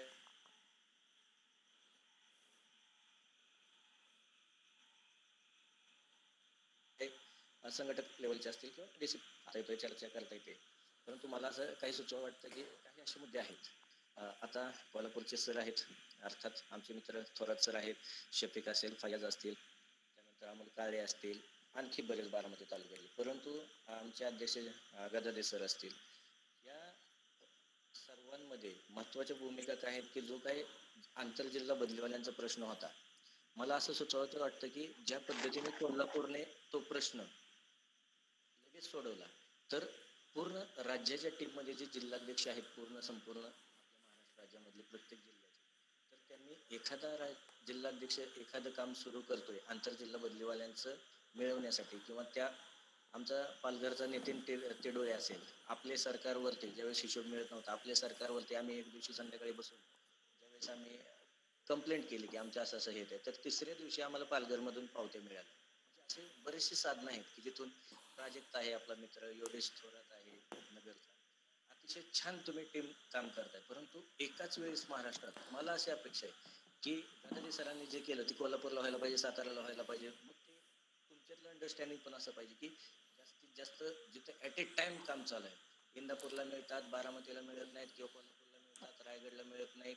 Ramesh sir, sorry Ramesh sir, तुमचा मुद्दा लक्षात आलाय बरं का, त्याविषयी बोलतो मी, परंतु आपल्याला मध्येच थांबवलं. आणखी एकच शब्द सर, आणि थोडंसं तुम्ही लोक एवढं पळताय, आपण ग्राउंड लेवलला आम्ही पळालोय. माझी अशी इच्छा आहे की तुम्ही हे थोडंसं सुरुवातीला आपण आर्थिकचं जसं केलं तर खरंच निधी पुन्हा एकदा सुरू करा. तुम्ही लोक इतकं पळताय, माझी प्रामाणिक इच्छा आहे कुठेतरी राज्य कार्यकारिणीला पुन्हा निधी आपण उपलब्ध करून द्यावा, जेणेकरून न्यायालयीन लढा आपल्याला लढता येईल आणि आम्ही सर्वजण त्या पद्धतीने तयार आहोत, अशी माझी तर एक इच्छा आहे की, आणि मध्ये आधी आमच्याशी असा संवाद साधत चालेल. ओके. आता नवीन तंत्रज्ञानाचा वापर करून आपण कोरोना काळात या बैठका घेतोय. आत्तापर्यंत जवळजवळ 20, 25, 30 आजही 2-3 जिल्ह्याच्या झाल्या, उद्या परवाही आहेत, आणि 20-30 जिल्ह्याच्या बैठका आजपर्यंत होत आलेल्या आहेत. आता विषय हा होता की प्रत्येक जिल्ह्याने जसं मंगेशनी कोल्हापूरमध्ये केलं किंवा इतर जो हिशोबाचा नितीनने पालघरमध्ये केलं, हे जे आहे तर आजपर्यंत संघटनेची ही सरळ भूमिका होती. हे सगळं आपल्याला समोर दिसत होतं, परंतु आपण ह्या सगळ्या गोष्टी जिल्हा पातळीवर सोपवल्या होत्या.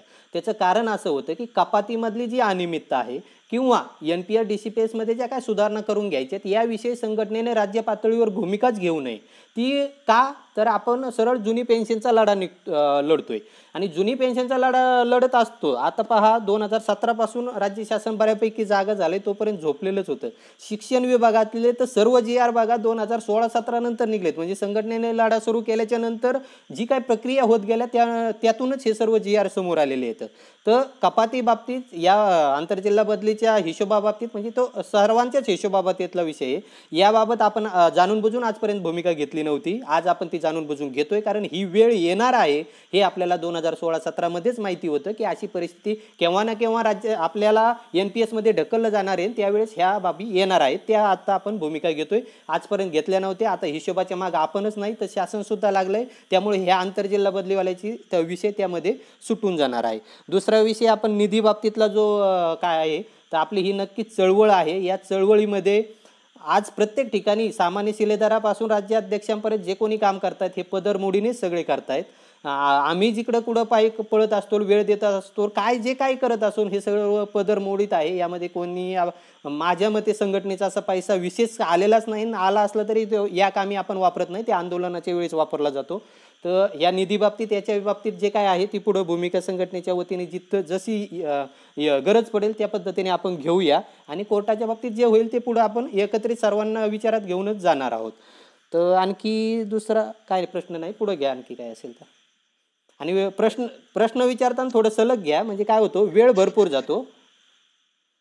माझी ते एक अशी सूचना आहे संघटनेसाठी की ज्या पद्धतीने प्रस्थापित संघटना आपलं अधिवेशन घेत आहेत त्या पद्धतीने कोरोनाची परिस्थिती संपल्यानंतर असे एक भव्य दिव्य अधिवेशन व्हावं, जेणेकरून जे राजकीय पदाधिकारी आहेत त्यांना आपण व्यासपीठावर आणून एक थोडासा इव्हेंट जर केला तर बरं होईल असं मला नक्कीच आपली सूचना योग्य आहे शफिकदा. मागील 8 महिने म्हणजे लोकसभा आणि विधानसभा इलेक्शनच्या अगोदर आपण भरपूर या संबंधीच प्रयत्न केला की कोणतरी राजकीय पण तो बी वजनदार असलेला की जो धोरणात्मक निर्णयामध्ये काहीतरी दिशा देऊ शकतो असा व्यक्ती स्टेजवर नुसता आला तरी फरक पडेल या एका मुद्द्यासाठी आपण राज्य कार्यकारिणीमार्फत भरपूर प्रयत्न केला. परंतु असा एकही राजकीय व्यक्ती येण्यासाठी किंवा तशा पद्धतीने उत्सुकता दिसली नाही. आणि विशेषतः परिस्थिती राजकीय अशी वेगवेगळी होती की विरोधी पक्षाची परिस्थिती वेगळी होती आणि सत्ताधाऱ्यांची तर वेगळ्याच याच्यात होते. त्यामुळं ती परिस्थिती त्या टायमाला निर्माण झाली. परंतु आता कोरोना काळ संपल्यानंतर नक्कीच याविषयी सकारात्मक भूमिका आपण घेणार आहोत आणि एक काहीतरी या पद्धतीने मिळणार असेल, कारण काहीतरी खात्रीने आपल्याला कळत असेल किंवा त्याविषयी बोललं जाईल असं ज्यावेळेस आपल्या समोर येईल त्यावेळेस नक्कीच आपण मोठ्या स्वरूपात, आणि हे मोठ्या स्वरूपात एवढं असणार आहे की संघटनेला पूर्ण खात्री आहे एकही आंदोलन लाखाच्या आत गेलेलं नाही राज्यस्तरावरचं. त्यामुळं नक्कीच या ठिकाणी 2, 2.5, 3 लाख लोक सुद्धा जमू शकतील आणि तेवढी जमवण्याची आपल्या सर्वांच्या सहकार्याने संघटनेमध्ये कॅपॅसिटी आहे. ते नक्कीच भविष्यात आपण करूया. यासाठी बारामती हा एक शब्द विश्वासार्हता वाढवणार आहे राज्यात. नक्कीच बारामती त्या अधिवेशनासाठी व्हावा अशी मी तुम्हाला विनंती करतो. कारण बारामती की जिथून सर्व राज्याची सूत्र हालतात त्याचा समारोपाला बारामती विषयी बोलणार आहे आणि मला आवर्जून बोलायचं आहे संघटनेच्या वतीने, तर ते बोलतो मी. दुसरे प्रश्न असतील प्रश्न घ्या आपल्या NPS विषयी योजनेविषयी. पुढे सर बोला. 10, 20, 30 तर काय आपल्या शिक्षकाच्या बाबतीत होतंय का नाही? कारण गडचिरोलीला दिले वाटतं शिक्षकांना. कुठंच दिलेलं नाही, वरिष्ठ श्रेणी कुठंच नाही दिलं. मला असं ऐकायला मिळतं की गडचिरोलीमध्ये नाही, गोंदियाचं ऐकलं असेल, तसं नाही झालेलं. ते बातमी चुकीची आलेली. मग बाकीच्या कर्मचाऱ्यांना मिळते मग आपल्या. येस, त्याविषयी राज्य शासनाचा अभ्यास गट आहे आणि अभ्यास गटाचा अहवाल आता मागं जो GR निघाला 4-5 दिवसापूर्वी शाळा सिद्धी बाबतीत जे रद्द करण्याबाबतीत, तर त्यामध्ये जी प्रस्तावना दिली त्यानुसार अभ्यास गटाचा अहवाल आला का नक्कीच शिक्षकाबाबतीत काहीतरी सकारात्मक होईल असं दिसतंय.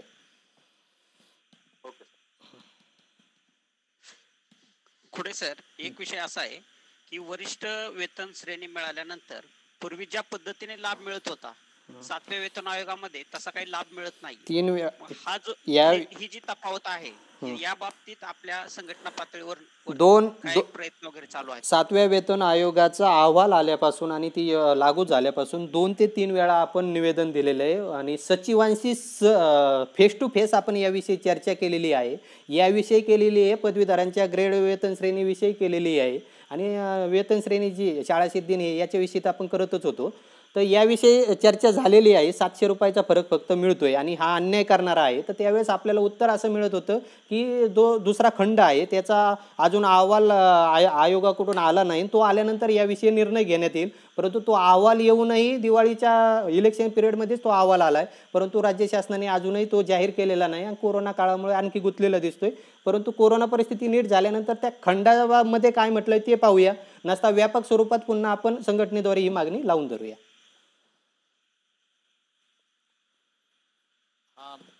बाकी आणखीन प्रश्न आहेत कोणाचे? पुढे सर. बोला ना.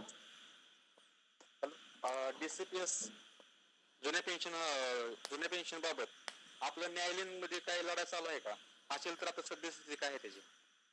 राज्य कार्यकारिणीतर्फे 550 लोक जे होऊन संघटनेकडे आलते कपाती संदर्भात घोळामध्ये, त्यांच्यासाठी राज्य कार्यकारिणीने मुंबई न्यायालयामध्ये जी केस दाखल केलेली आहे त्याला स्टे अजूनही आहे. ती केस आपली खारिज झालेली नाही.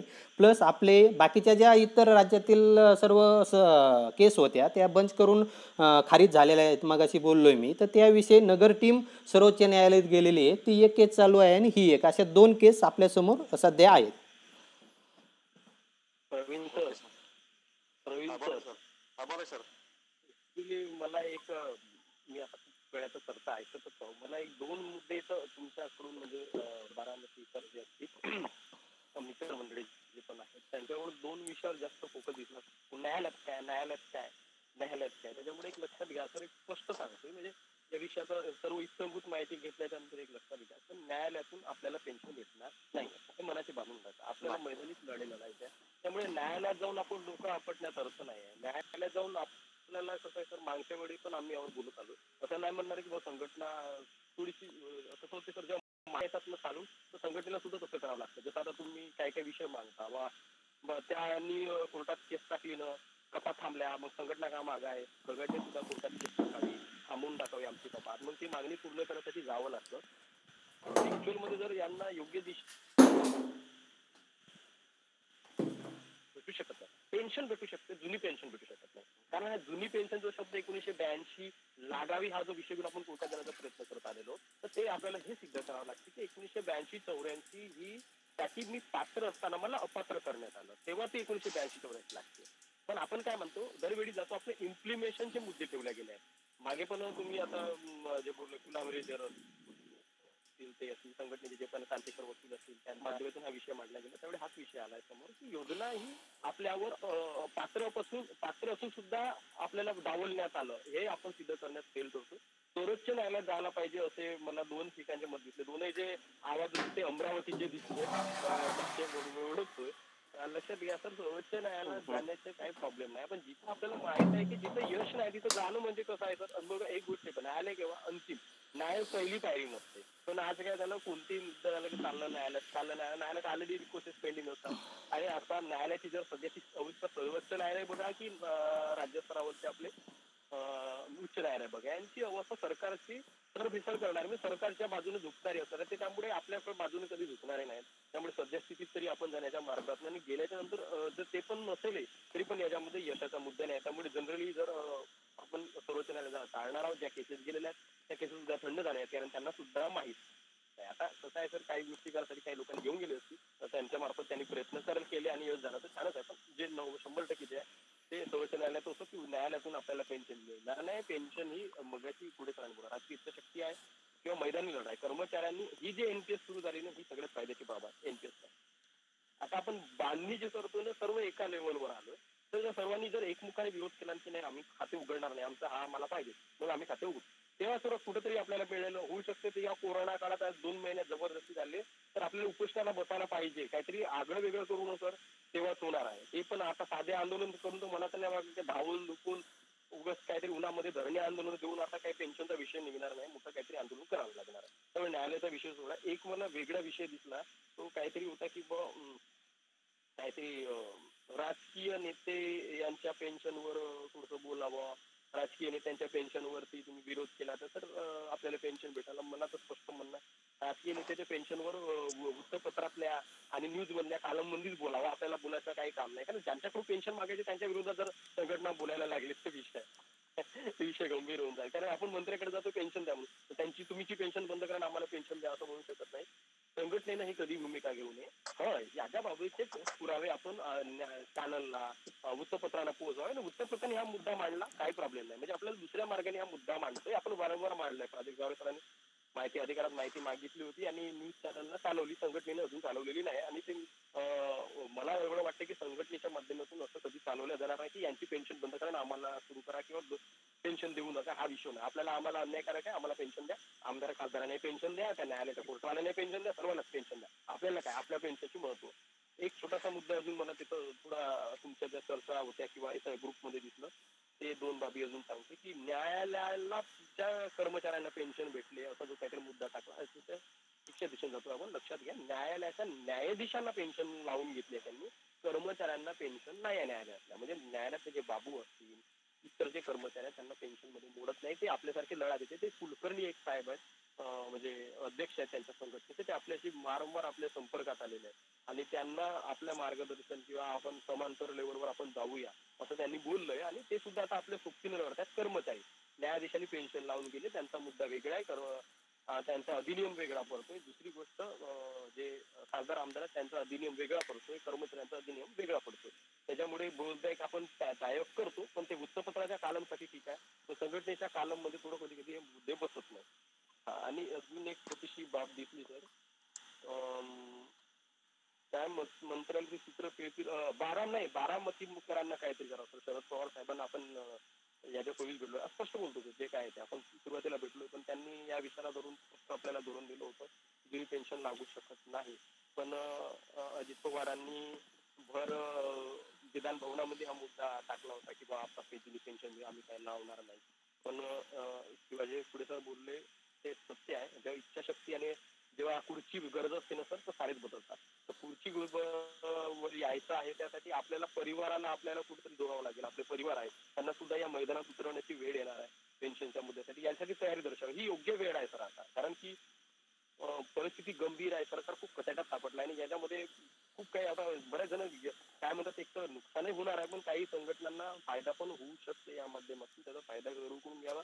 बारामतीकरांचे जर एकत्र येत असतील ना, काही मोठा जर संमेलन घेण्याचा प्रयत्नात असतील, तर आपण निश्चित संघटनेचा एक काय म्हणतात, संघटनेचं एक नेतृत्व म्हणून मला सांगते की तुमच्यासोबत आपण, आम्ही कोण आहे अख्ख्या महाराष्ट्रामध्ये जो व्यक्ती म्हणणार की आमचा हा मंत्री आहे, हा मंत्री याच्या अधिपत्याखाली तुम्ही अधिवेशन लावा, ते मंत्री तुम्हाला पेन्शन देण्यास तयार आहे, आपण कुठेही तयार आहोत.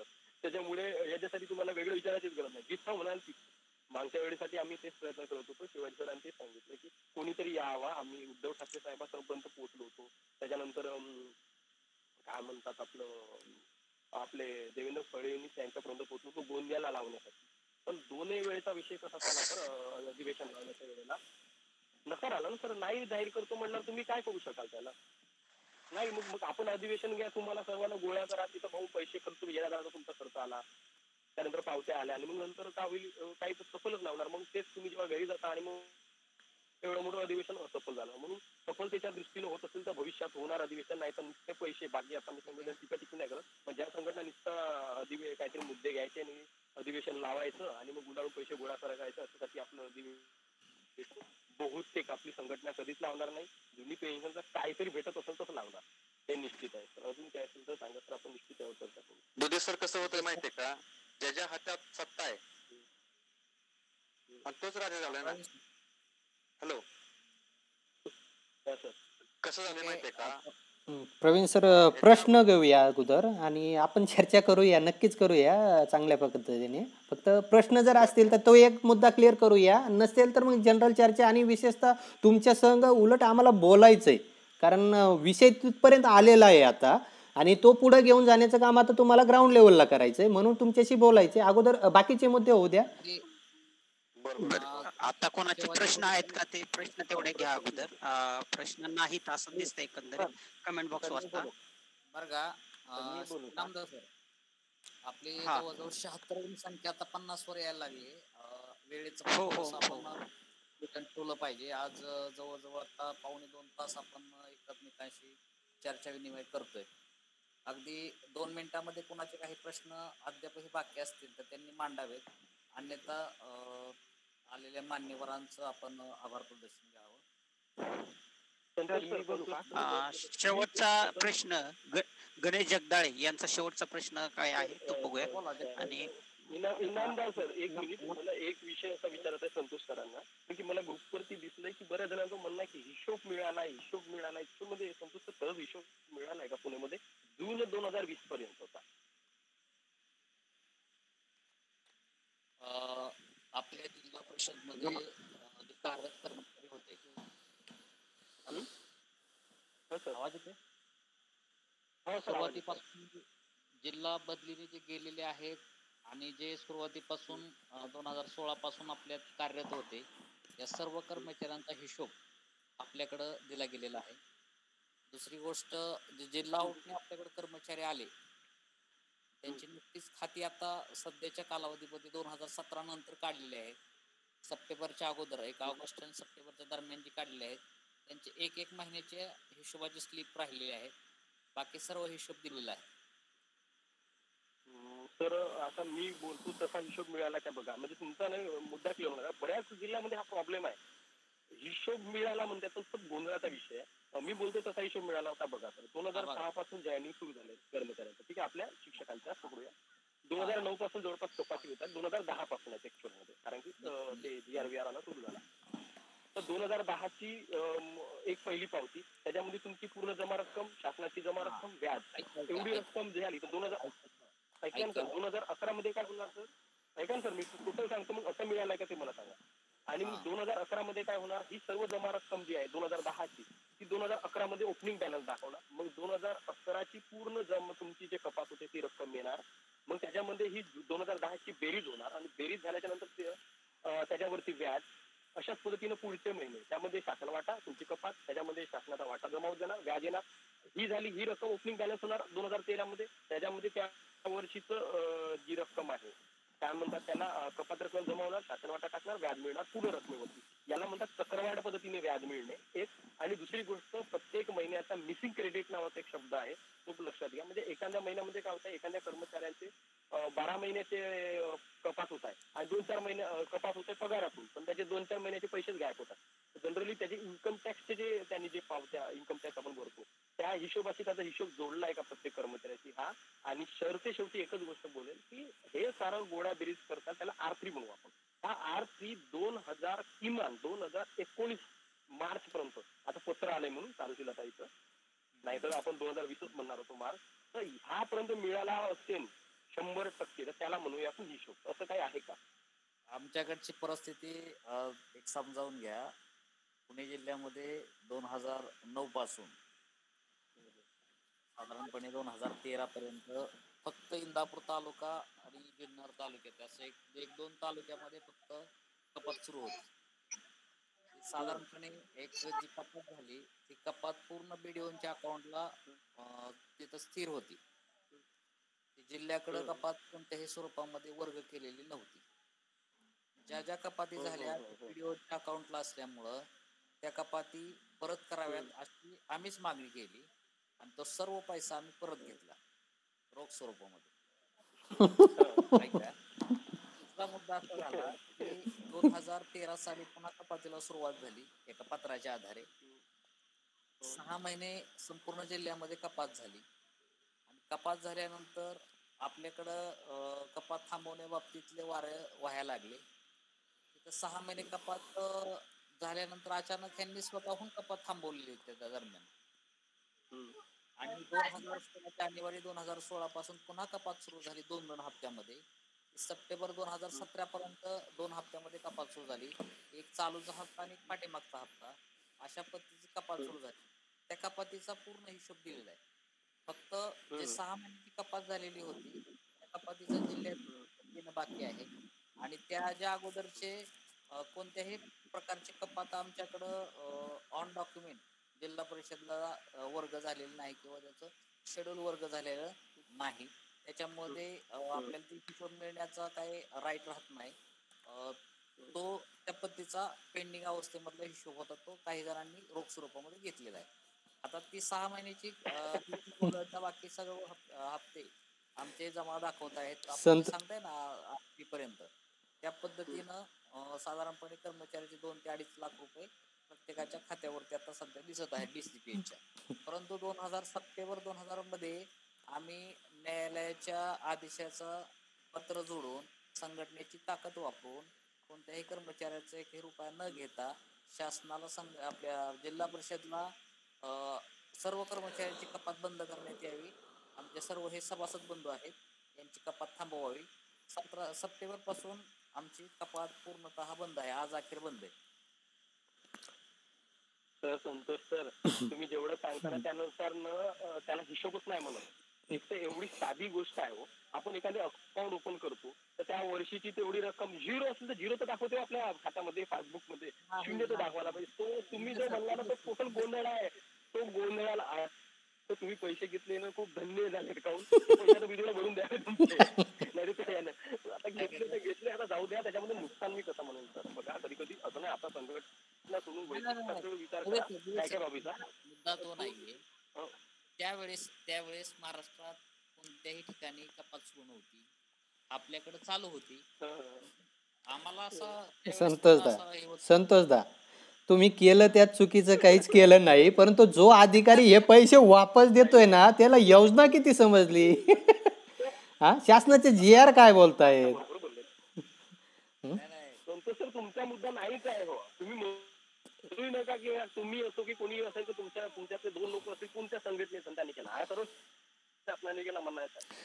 हा विसरून जा म्हणा. आता या ग्रुपवरती जेवढ्या जणांनी आहे तेवढ्या विसरून की या योजनेत फेरफार संघटनेने कोणी व्यक्ती नाही केली, तर शासनाने केली, व्हिडिओ न केली, कोणी केली असेल. नाही शासन प्रशासन जर नाही संघटनेचं ऐकून कपात रोखू शकत असेल आणि संघटनेच्या हातात एवढी जर पॉवर असेल तर संघटना जुनी पेन्शन मागती देऊन टाका ना म्हणा. हा, त्यामुळे संघटनेवर वैयक्तिक कर्मचाऱ्यावर कधीच येत नाही. याला जरी आपण लेटर पॅडवर दिला असलं, काही झालं असेल, याला प्रत्यक्ष स्वतः प्रशासन जबाबदार आहे. प्रशासनाने स्वतःची विवेकबुद्धी वापरून ठरवायचं की यांची कपात करायची का नाही करायची. त्यापेक्षा आपल्याला शासनाचे आदेश काय हे त्यांनी अगोदर डोक्यात घेणं गरजेचं आहे ना. आपण तर संघटना पातळीवर भांडणारच आहेत ना. त्यामुळे ते आपण केलं, आपल्यावर ब्लेम तो कधी येत नाही आणि कर्मचारी दोषी कधी ठरत नाही. बरं का शिवाजी सर आणि सुनील सर, अशी परिस्थिती गोंधळाची असल्यामुळं आमच्याकडं होणाऱ्या 2 हप्त्यामधल्या कपाती आम्ही पूर्णतः थांबवल्या. कारण पैशाचा एकतर कसं आहे, अंधारामध्ये पैसा टाकायचा, त्याची कुठलीही शाश्वती नाही. बरोबर. मग द्यायचा कशासाठी पैसा, हा या मागचा उद्देश होता. यस ती भूमिका आपण राज्य पातळीवरून सुद्धा आता भविष्यात घेतोय. संतोष सर, याच्यासाठी मी सांगतोय आणि सर्व ग्रुपवरचे तुम्ही आता लोक आहे, अजूनपर्यंत पुणे जिल्ह्यामध्ये कोणालाच हिशोब मिळाला नाही.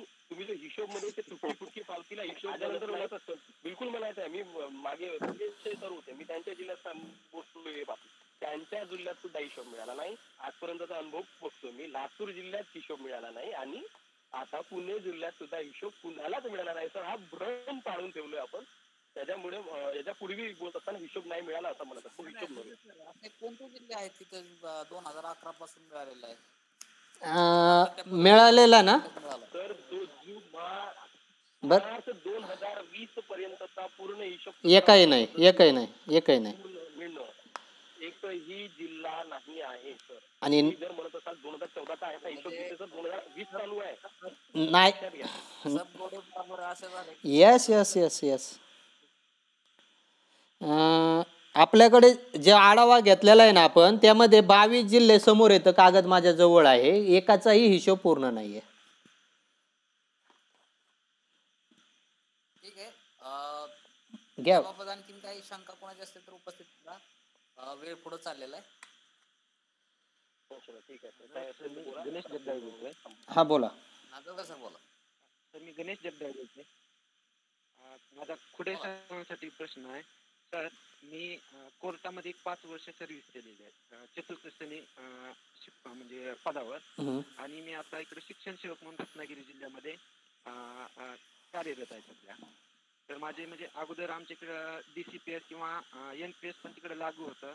मी 5 वर्ष सर्व्हिस केली. त्या NPSच्या मध्ये म्हणजे आम्हाला प्राण नंबर पण मिळाला आहे आणि त्याच्यामध्ये माझी काही रक्कम जमा आहे. तर तिकडलं आता आम्ही इथं शिक्षण सेवक आहे. आता 3 वर्ष आणखी म्हणजे कुठलीच स्कीम म्हणजे आम्हाला NPSचं पण खातं काढता येणार नाही किंवा म्हणजे फक्त 6,000 पगार आहे आम्हाला. तर मग मी तिकडलं शिक्षण सेवक पूर्ण कधी होत आहे? ते तसं शिक्षण सेवक पूर्ण कधी होतं? आता 1 वर्ष झालं, पूर्ण झालेलं आणखी 2 वर्षांनी. म्हणजे अजून 2 वर्षांनी होईल. 1 वर्ष झालं. मागची सेवा सातत्य झालंय का तुमचं? म्हणजे वेगळा विषय आहे तो, याच्याशी संबंधित नाही, पण विचारतोय. सेवा सातत्य कारण सेवा सातत्य झालं असतं तर शिक्षण सेवक तुम्ही राहिलेच नसते. बरं, विषय असा आहे की तुमचं तिकडचं जे NPS अकाउंट आहे, NPS असो किंवा आपली जी फसलेली DCPS असो, ह्या दोन्हीचे नियम जवळजवळ सारखे आहेत. अकाउंट नंबर हा एकच आहे. आपल्या शिक्षक संवर्गात काही जिल्हा परिषदेने हा NPS मध्ये प्राण नंबर आणि इकडं DCPSचा पॅन नंबर म्हणतात. तर तो जो आहे तो शासन GR नुसार एका कर्मचाऱ्याला आयुष्यामध्ये तो कोणत्याही सेवेत गेला तर एकच ठेवायचा आदेश आहे. परंतु जिल्हा परिषदेमध्ये एका जिल्हा परिषदेने वेगळा आणि त्याची बदली दुसरीकडे झाली, तिथं कटिंग सुरू झाली तर तिथं वेगळा, असे गोंधळ झालेत. तसंच NPS मध्ये पण काही ठिकाणी झालंय. परंतु आपलं 2 वर्षानंतर जर त्यावेळेस आपण NPS फॉर्म भरत असलो किंवा भरले गेले तो पुढचा विषय, तर त्या टायमाला आपलं तिकडचं जे NPS अकाउंट आहे त्याची जी काही रक्कम आहे तोच नंबर ठेवून तुम्हाला या ठिकाणी शिक्षक पेशामध्ये पुढे जाता येईल. काय अडचण नाही. तीच म्हणलं का म्हणजे स्टेट गव्हर्नमेंटचे जे NPS आहे ते आणि हे जिल्हा परिषदचं जे NPS किंवा अहो NPS ही फक्त एक व्यवस्था आहे, काही फरक नाही. NPS तुमची प्राण नंबर मिळाल्यानंतर तुम्हाला तो महत्वाचा आहे. तुमची सेंट्रल गव्हर्नमेंट स्कीम होती NPS अंतर्गत, आता ती स्टेट गव्हर्नमेंट स्कीम मध्ये पैसे गुंतवले जातील. म्हणजे फक्त एकच फरक पडते बघा तर जरी की तुमचे जे तुम्ही केंद्र सरकारकडे जेव्हा होते तर केंद्र सरकारच्या अंतर्गत ज्या म्हणजे कसं होते जे NPS आहे त्याच्यामध्ये 3-4 भाग पडतात. फायदे तेच आहेत, फायद्यात काही फरक नाही, लक्षात घ्या. विषय फायद्याचा नाही, विषय फक्त आता सध्या तुम्हाला जो व्याज मिळणार आहे त्याचा विषय फक्त आहे. व्याजाशी निगडीत विषय आहे फक्त. त्या बाहेर तुमच्या पेन्शनशी त्याचा काही संबंध येत नाही. तुम्ही जे बोलता ना त्या विषयाचा पेन्शनशी संबंध नाही, तुमच्या व्याजाशी संबंध आहे. तर निवेशची पद्धती जी आहे सेंट्रल गव्हर्नमेंटची ती वेगळी आहे आणि स्टेट गव्हर्नमेंटची निवेश म्हणजे गुंतवणूक करण्याची पद्धती NPS वेगळी ठेवलेली आहे. आता तुमचा खाता तोच होणार, पण ज्यावेळी तुमचं आता शिक्षण सेवक कालावधी संपेल तर त्या स्थितीमध्ये शिवाजी सर म्हणतात सेवा सातत्यावर काम करा. सर एकदा तुमची ते 3 वर्ष सेवा करणं चुकीच्या पद्धतीने जात आहे तर थोडं सेवा सातत्यावर तुम्हाला काम करायला पाहिजे. सेंट्रल गव्हर्नमेंटचा नाही सर, ती कोर्ट जे आहे ते सेंट्रल गव्हर्नमेंट मध्ये नाही आहे, स्टेट गव्हर्नमेंट मध्येच आहे. आणि फक्त काय विषय काय झाला, तिकडे मी वर्ग 4 मध्ये होतो कार्यरत आणि इकडे आता वर्ग 3, त्याच्यामुळे सेवा सातत्य होऊ शकत नाही. इकडे रिझाईन करूनच तुम्हाला इकडे जावं लागेल असं. रिझाईन प्रत्येक ठिकाणीच करावं लागतं, परंतु हे तरी पण त्याचा थोडा अभ्यास करणं गरजेचं आहे. जरी केंद्रीय असलं, राज्य शासकीय झालं, काही झालं, परंतु तुम्ही जर दिवसाचा गॅप टाकलेला नसेल आणि राजीनामा देऊन येणार का त्यात फरक पडत नाही. माझ्या मते एकदा चेक करणं गरजेचं आहे. ठीक. सध्या स्थितीमध्ये तुमची कपात जेव्हा होईल तर तेव्हा हा अकाउंट हे करायचा आपला एन्करांचा, जुना नवीन अकाउंट नाही ओपन करायचा तुम्हाला, तुमचं नुकसान होणार. हो बरोबर आहे. हॅलो. हा नमस्ते सर्वांना. थोडासा उशीर झाला मीटिंगला. बरेच जण आता म्हणजे कंटाळलेले आहेत आणि बरेच जण म्हणजे पहिले 73 46 आकडा आलाय, पण एक गोंधळाचा विषय म्हणून आपण सर्वांसमोर मांडतो की पुणे जिल्ह्यामध्ये जी कपात सुरू केली मार्च 2016ला, तर त्यावेळेस कपात सुरू करताना कुठलं अकाउंट ओपन न करता कर्मचाऱ्यांचे ऑनलाईन म्हणजे शालारतमध्ये अकाउंट क्रिएट करून 2 हप्ते चालू केले होते. आपले जिल्हाध्यक्ष गदाधर सरांनी सांगितलं. पण त्याच्यानंतरच्या काळामध्ये काय झालं की अकाउंट ओपन केले ते जवळजवळ वर्षानंतर, पण या वर्षभरामध्ये काय झालं की जे आंतरजिल्हा बदलीने दुसऱ्या जिल्ह्यात गेली, तर त्यांचं इथं पुणे जिल्ह्यामध्ये अकाउंट पण खोललेलं नाही आणि त्या दरम्यानच्या काळात ते दुसऱ्या जिल्ह्यात बदलून गेले. आता बदलून गेल्यानंतर त्यांचं इथं अकाउंटच क्रिएट झालं नसल्यामुळं त्यांचा आता हिशोब पण मिळत नाही. म्हणजे ही सुद्धा एक गोंधळाची बाब आहे. आणि जिल्हा परिषदेला गदाधर सर आपण पण 2-3 वेळा वित्त अधिकाऱ्यांशी बोललो, कोराडे साहेबांशी पण बोललो, शिक्षणाधिकारी, तर त्यांना याविषयी कुठलीच कल्पना नाही आता की अकाउंट क्रिएट न करता कपात केली, पण ते लोक बदलून गेले. मग आता त्यांचं अकाउंट क्रिएट करण्यासाठी काय पद्धत आहे, म्हणजे काय प्रोसिजर राबवायची ही प्रशासनाला कोणत्याच माहिती नाही. म्हणजे हा एक गोंधळ आहे. वारंवार जिल्हा आउट गेलेले आपले बांधव फोन करत असतात की काय करायचं. आपण 2-3 वेळा निवेदन दिलं, परंतु जिल्हा परिषदेमधून याचं कोणतंच आपल्याला उत्तर मिळालेलं नाही. कपात झाली त्या बरं का कपात झाली त्याच्या पावत्या आहेत का? म्हणजे नाही ना, पावती कशी पगारपत्रक करतात ना, पगारपत्रक त्यांचं पगारपत्रक पगारपत्रक त्यांचं पगारपत्रक त्यांच्याकडे आहे हो. हा हा त्यांच्याकडे म्हणजे आपल्याकडे आहे ना, कर्मचाऱ्याकडे आहे ना. कर्मचाऱ्याकडे आहे त्याचे. आपण शाळेतून पगार तक्ता घेतल्यावर त्याच्यावर शालार्थ मध्ये कपात दिसते, ऑफलाईन मध्ये पण दिसते. दुसरी एक तुम्हाला चांगला पुरावा सांगतो सर. गावडे सर, एक चांगला पुरावा असा आहे सर, तुम्ही इन्कम टॅक्सचा जे टीडीएस फॉर्म असते बघा, ते असतील तुमच्याकडे टीडीएस फॉर्म, ते जपून ठेवायचे. आणि दोन काम करायचे सगळ्यात महत्वाचे आहे. तुमचे ज्या ज्या तालुक्यात तुम्ही जे बी शिक्षक असतील नाही का, त्या शिक्षकांना सांगायचं आहे की त्या जिल्ह्याचं पत्रकाला मंजुरी त्यानंतर एक वाउचर क्रमांक मिळतो. ठीक आहे, वाउचर मिळतो क्रमांक सर. जेव्हा तुमची पगार जेव्हा तुमचा टाकला जातो खात्यामध्ये, त्या दरम्यान एक वाउचर क्रमांक असतो. तो वाउचर क्रमांक जेवढ्या महिन्यात तुमची कपात झाली ते सर्व सिरियली लिहून घ्या. आणि ते लिहून घेतल्याच्या नंतर आपल्याला जिल्हा परिषदला जाऊन त्या वाउचर नुसार आपल्याला चेक करायचं. एक तिथं रक्कम आली आहे का ती. जर त्या वाउचर क्रमांक कोण कटत असेल तर तिथं ते सर्व रक्कम दिसतं, त्यांच्याकडे पुढे हिशोब असतो त्याला. जर तिथं दिसत नसेल तर ती रक्कम शेड्यूलला इकडे पाठवली नाही पंचायत समितीला. तुम्हाला आता याला जबाबदारी कोणीच नाही आहे सर. हा, मग तेच ना, शेड्यूल मध्ये ना, जी पंचायत समितीने शेड्यूल जे पाठवलेले आहे जिल्हा परिषदला, त्या शेड्यूल मध्ये त्या कर्मचाऱ्यांची नाव पण आहे, त्यांच्या कपात झालेल्या रक्कम पण आहे. पण वित्त विभागामध्ये अकाउंट क्रिएट नसल्यामुळे ते आपल्याला पावती देऊ शकत नाही, आणि त्यांचं सॉफ्टवेअर म्हणजे ते घेतच नाही ना अकाउंट नसल्यामुळे. म्हणजे पुरावा कर्मचाऱ्याकडे पण आहे, पुरावा जिल्हा परिषदेमध्ये पण आहे, परंतु एक प्रशासकीय बाब की त्यांचं अकाउंट क्रिएट न झाल्यामुळे ते आपल्याला हिशोब देऊ शकत नाही. अकाउंट क्रिएट करणं त्यांचं तुम्हाला अर्ज करावा लागेल, ती मिळते सर, ती रक्कम परत मिळते. आमच्याकडे काही जण ठिकाणी असं कोणतीच झालेलं आहे तरी. म्हणून त्यांना काय केलं सर, एक गोष्ट अशी झाली आमच्याकडे, तुम्ही जे म्हणाला ती झाली, म्हणजे अकाउंट नसताना सुद्धा कपाती झाल्या. अशा वेळेला जी रक्कम तिथं जायची, सस्पेन्स मध्ये जायची, ती सस्पेन्सच म्हणू आपण त्याला. मग ज्या वेळेला काही लोकांचे अकाउंट ओपन झाले तेव्हा त्या अकाउंट मध्ये त्यांनी वरती केली जाते. थोडा गोंधळ उडला की म्हणजे गोंधळ असा झाला की मग ती रक्कम शोधाशोध करावी लागली, पण त्यांनी जमा केलेली आहे. हिशोब दिलेला नाही आहे पण जमा केले. आता आम्ही खाजगी जाऊन बसतो तर आम्ही बघितलाय. अशी गोष्ट माझ्यासोबत स्वतःसोबतच झाली होती मागच्या, म्हणजे मी पण आंतरजिल्हा बदली करून आलोय सर तुमच्या उपदस्थाने. 2014 अगोदर मी दुसऱ्या जिल्हा परिषदला होतो. तिथला गोंधळ हाच आहे, गोंधळ जिल्हा परिषद. आता चंद्रपूर जिल्हा परिषद तर कपातच नाही माझी. तर तो जो हिशोब आहे तो अजून पण मिळाला नाही. आणि मला म्हणायचं सर्वांना जास्त याला सर मिळणार आहे सर्व, जास्त डोक्याला लावतो. हा जो गोंधळ आहे ना सर सद्यस्थितीला, हा आपल्याला जुनी पेन्शनचे बरेच फायदे देऊन जातो. येस आता थोडी थोडा वेळ लागेल मागे अजून काय म्हणायचं.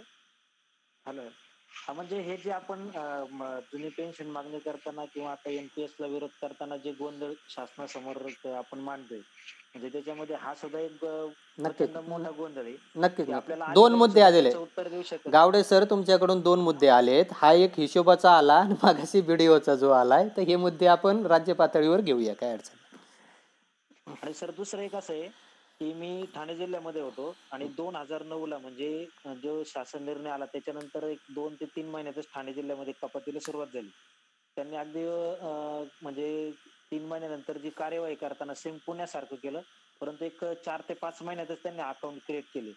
परंतु ते 4-5 महिन्यात सुद्धा जे काही लोक इकडे बदलून आले, आता आमच्या खेडमध्ये अशा 2 केसेस आहेत, माझे मित्रच आहेत, ते बदलून आलेले आहेत. आणि त्यावेळेस म्हणजे 2009 ते 10 या दरम्यानची एक 6 महिन्याची कपात त्यांच्या बीडीओच्याच अकाउंटवर आहे. आता ते शेड्यूल त्यांचं जिल्हा परिषदेला पण गेलेलं नाही, कारण आता पावत्या मिळालेल्या आहेत बऱ्याच जणांना. तर ते शेड्यूल 6 महिन्याचं, जसं इंदापूरचं आता गदाधर सरांनी सांगितलं, आता 2009 म्हणजे त्याला 11 वर्ष झाले. कर्मचारी परत तिकडे गेले नाही, बरेचसे त्याच्यावर बीडीओ बदलून गेले, तिकडे विचारणा केली त्या संघटनेच्या मार्फत पण, परंतु त्या पैशाचा मात्र कुठेच हिशोब नाही. पावत्या तर आहेत ना, जिल्हा परिषद पावत्या पण नाही ना. नाही पावत्या म्हणजे प्रूफ म्हणजे पगार पत्रक त्यांच्याकडे आहे, ते ओके पगार ओके पत्रक पुरावा मिळू शकतो. ह्या हिशोब क्लिअर करण्यामध्ये सगळ्या बाबी येऊन जातील, फक्त त्या टायमाला लक्ष करा. हो ठीक आहे. आज महाराष्ट्र राज्य घटना शाखा बारामती संतोष दा एंड करताय का? गुगल नाही, एक मिनिट. विषय असा आहे की बारामती हे महाराष्ट्रासाठी एक राजकीय केंद्र आहे आणि आपला जुनी पेन्शनचा हा जो लढा आहे तो सुटण्याची किंवा सुटण्यापेक्षा सर्वात महत्त्वाचं तो लागू करण्याबाबतीत जे काही धोरण ठरवलं जाईल, यामध्ये बारामती हे शहर, बारामती हा मतदारसंघ खूप महत्त्वाचा आहे. त्यामध्ये आपला हा पूर्ण विषय अर्थ विभागाचा येतो. अर्थ खातं आपल्या बारामतीत आहे. महाराष्ट्रासाठी पूर्ण आशास्थान कर्मचाऱ्यांसाठी जे आहे ते पवारसाहेब बारामतीत आहे. आणि उगवतं एक राज्यासाठीचं नेतृत्व रोहित पवारसाहेब हे सुद्धा बारामतीत आहेत. रोहित पवार साहेबांना आपण संघटनेच्या वतीने मागील अधिवेशना अगोदर म्हणजे कोरोनाच्या काळाच्या अगोदर बऱ्यापैकी त्यांच्याशी आपलं बोलणं झालेलं होतं मुंबईमध्ये. तर त्यामध्ये त्यांनी सकारात्मकता दाखवली होती. त्यानंतर कल्पेश चौधरी म्हणून जळगाववरून आता जे ट्विटर आंदोलन झालं त्यामध्ये एका ट्विटला रिट्विट करताना रोहितदादांनी हा विषय मृत कर्मचाऱ्यांचा तो आपल्याला सोडवायचा आहे ही आशा दाखवली. त्याला रिट्विट केलं होतं. त्याला धरून मागील 22 तारखेपासून मी स्वतःसुद्धा रोहितदादांचे PA दोन्ही PA काटेसाहेब आणि निंबाळकर साहेब यांच्याशी बऱ्याच वेळा बोललो आहे. त्यांनी 28 तारखेला नगरमध्ये एक मिनिट फक्त एक विषय पुढं घेऊन जाण्याच्या हिशोबाने बोलतोय फक्त. तर त्यांच्याशी त्या बोलूया आपण.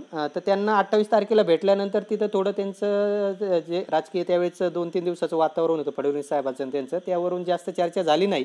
परंतु निवेदन गेलं त्यांचा PAचा आणि रोहितदादांचा मला 3 दिवसानंतर फोन आला होता. त्यांनी त्याविषयी आपल्या निवेदनावर कार्यवाही केलेली आहे. परंतु आपलं त्यांच्या बाबतीत म्हणणं हे आहे की रोहितदादांनी असेल किंवा अजितदादा असतील, शरद पवार साहेब ज्यांनी कोणी असेल, बारामती टीमने स्थानिक पातळीवर प्रयत्न करून आपल्याला या सर्व लोकांची किंवा कोणत्याही एका व्यक्तीची आपल्याला किमान 10 ते 15 मिनिटाची संघटनेला बैठक आवश्यक आहे, ज्यामध्ये आपण ही जी काही NPS फॉर्मला विरोध करतोय किंवा आपली जी काही मागणी आहे जुनी पेन्शनच्या बाबतीत ही कशी योग्य आहे एवढंच फक्त आपल्याला एकदा त्यांना समजून सांगायचंय. ते धोरणकर्ते आहेत, त्यांनी पुढील भूमिका काय घ्यायची ती आपण त्यांच्यावर सोपवणार आहोत. परंतु एकूण 15 वर्षात जी DCPS योजना फसलेली आहे आणि त्यामुळं जे काय आता परिणाम होत आहेत हे या बाबतीत म्हणजे ते राज्य शासनावर पडणाऱ्या 12 बाबतीत असतील, इतर सध्याच्या राजकीय परिस्थिती किंवा आर्थिक परिस्थितीवर आधारित असतील किंवा कर्मचाऱ्यावर होणाऱ्या अन्याया बाबतीत असतील, या मुद्दे आपल्याला मांडायचे. त्यासाठी स्थानिक पातळीवरून थोडा जोर लागणं गरजेचं आहे. राज्य कार्यकारिणी प्रयत्न करत आहे, आम्ही व्यक्तिशः प्रयत्न करत आहोत. परंतु स्थानिक पातळीवरून थोडा जर जोर लागला तर नक्कीच याला भेटी बाबतीतलं मार्ग काहीतरी निघेल आणि आपल्याला 8-10 दिवसामध्ये भेटीचं जर काही नियोजन होत असेल तर तुम्ही सांगता त्या वेळेला सांगता त्या ठिकाणी आम्ही यायला तयार आहोत. तेवढं एक भेटीचं नियोजन तिन्ही व्यक्ती संदर्भात किंवा सुप्रियाताईंविषयी 4ही व्यक्तींविषयी जिथं होत असेल तेवढं करण्याचा जबाबदारीने बारामती पेन्शन हक्क संघटन आणि पुणे पेन्शन हक्क संघटनेने प्रयत्न करावा एवढी राज्याच्या वतीने विनंती आहे. धन्यवाद. खोडे सर, या बाबतीमध्ये आता आपल्या मुद्द्यालाच अनुसरून बोलतो.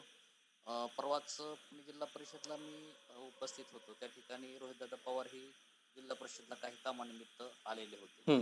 त्या ठिकाणी अगदी 2 ते 3 मिनिटं माझी त्यांच्याशी चर्चा झाली. चर्चेमध्ये हाच विषय आता जो तुम्ही सांगताय हा विषय मी त्यांच्या समोर मांडला आणि हा विषय मांडल्यानंतर त्यांनी स्वतःहून की हा मुद्दा तुमचा विचाराच्या अधीन आहे आणि व्हॅलिड आहे, म्हणजे थोडक्यात त्यांची सकारात्मकता त्यांनी दर्शवली की आम्ही ह्या विचाराच्या बरोबर आहोत. तर जरा काही मध्ये दादा असल्यामुळं मला जास्त त्यांच्याशी वार्तालाप करता आलेला नाही. आपण म्हणताय त्या पद्धतीनं जर प्रयत्न करून त्यांची जर भेट आपल्याला मिळालीच तर आपण सर्वजण त्या बाबतीमधला पाठपुरावा करून निश्चित हा मुद्दा मांडण्यासाठी नक्कीच बारामतीतले आपल्या पेन्शन शिलादारांनी आणि पुणे पेन्शन कार्यकारिणीने यावरच फोकस करा. हे मुद्दा आपल्या राज्य कार्यकारिणीसाठी सध्या खूप महत्त्वाचा आहे, कारण पूर्ण सूत्र त्यांच्या हातात आहे, अर्थ खातं त्यांच्याकडे आहे. ते जरी विधिमंडळात काही बोलत असले तरी सत्य परिस्थिती काय आहे, कारण संचालक कार्यालयात त्या दिवशी बोलताना लक्षात आलंय की ग्राउंड लेवलला जे चाललं हे वर काहीच माहिती नाहीये. आपल्याला मंत्रालयात बोलतानाही तोच अनुभव आहे की मंत्रालय पातळीवर सचिव लोक देखील मंत्र्यांना वेगळंच भासवत आहेत आणि ग्राउंड लेवलला परिस्थिती वेगळी आहे. ती अनेक वेळा आपण मांडलेली आहे. तर हीच वस्तुस्थिती ती पण मंत्रालयीन ठिकाणी सोडता किंवा मुंबईत सोडता आपल्याला इतर ठिकाणी जिथं आपले व्यवस्थित म्हणणं ऐकून घेतलं जाईल याच विषयावर त्यांचं विचारमंथन होईल. अशा पद्धतीने आपल्याला 10 ते 15 मिनिटाची भेटेचं नियोजनाबाबतीत नक्की आणि जबाबदारीने कार्यवाही करावी एवढी विनंती आहे. धन्यवाद. शफीक इनामदार सर. सर आवाज यानंतर थोरात सर यांना विनंती करतो की उपस्थितांचे त्यांनी आभार मानायचे. प्रवीण थोरात सर. महाराष्ट्र राज्य जुने पेन्शन हक्क संघटनेचे राज्याचे प्रवक्ते माननीय खुडे सर, त्यानंतर आपले राज्याचे सल्लागार. हॅलो, बोला, आवाज येतोय. राज्याचे सल्लागार सुनील दुधे सर आणि कोल्हापूर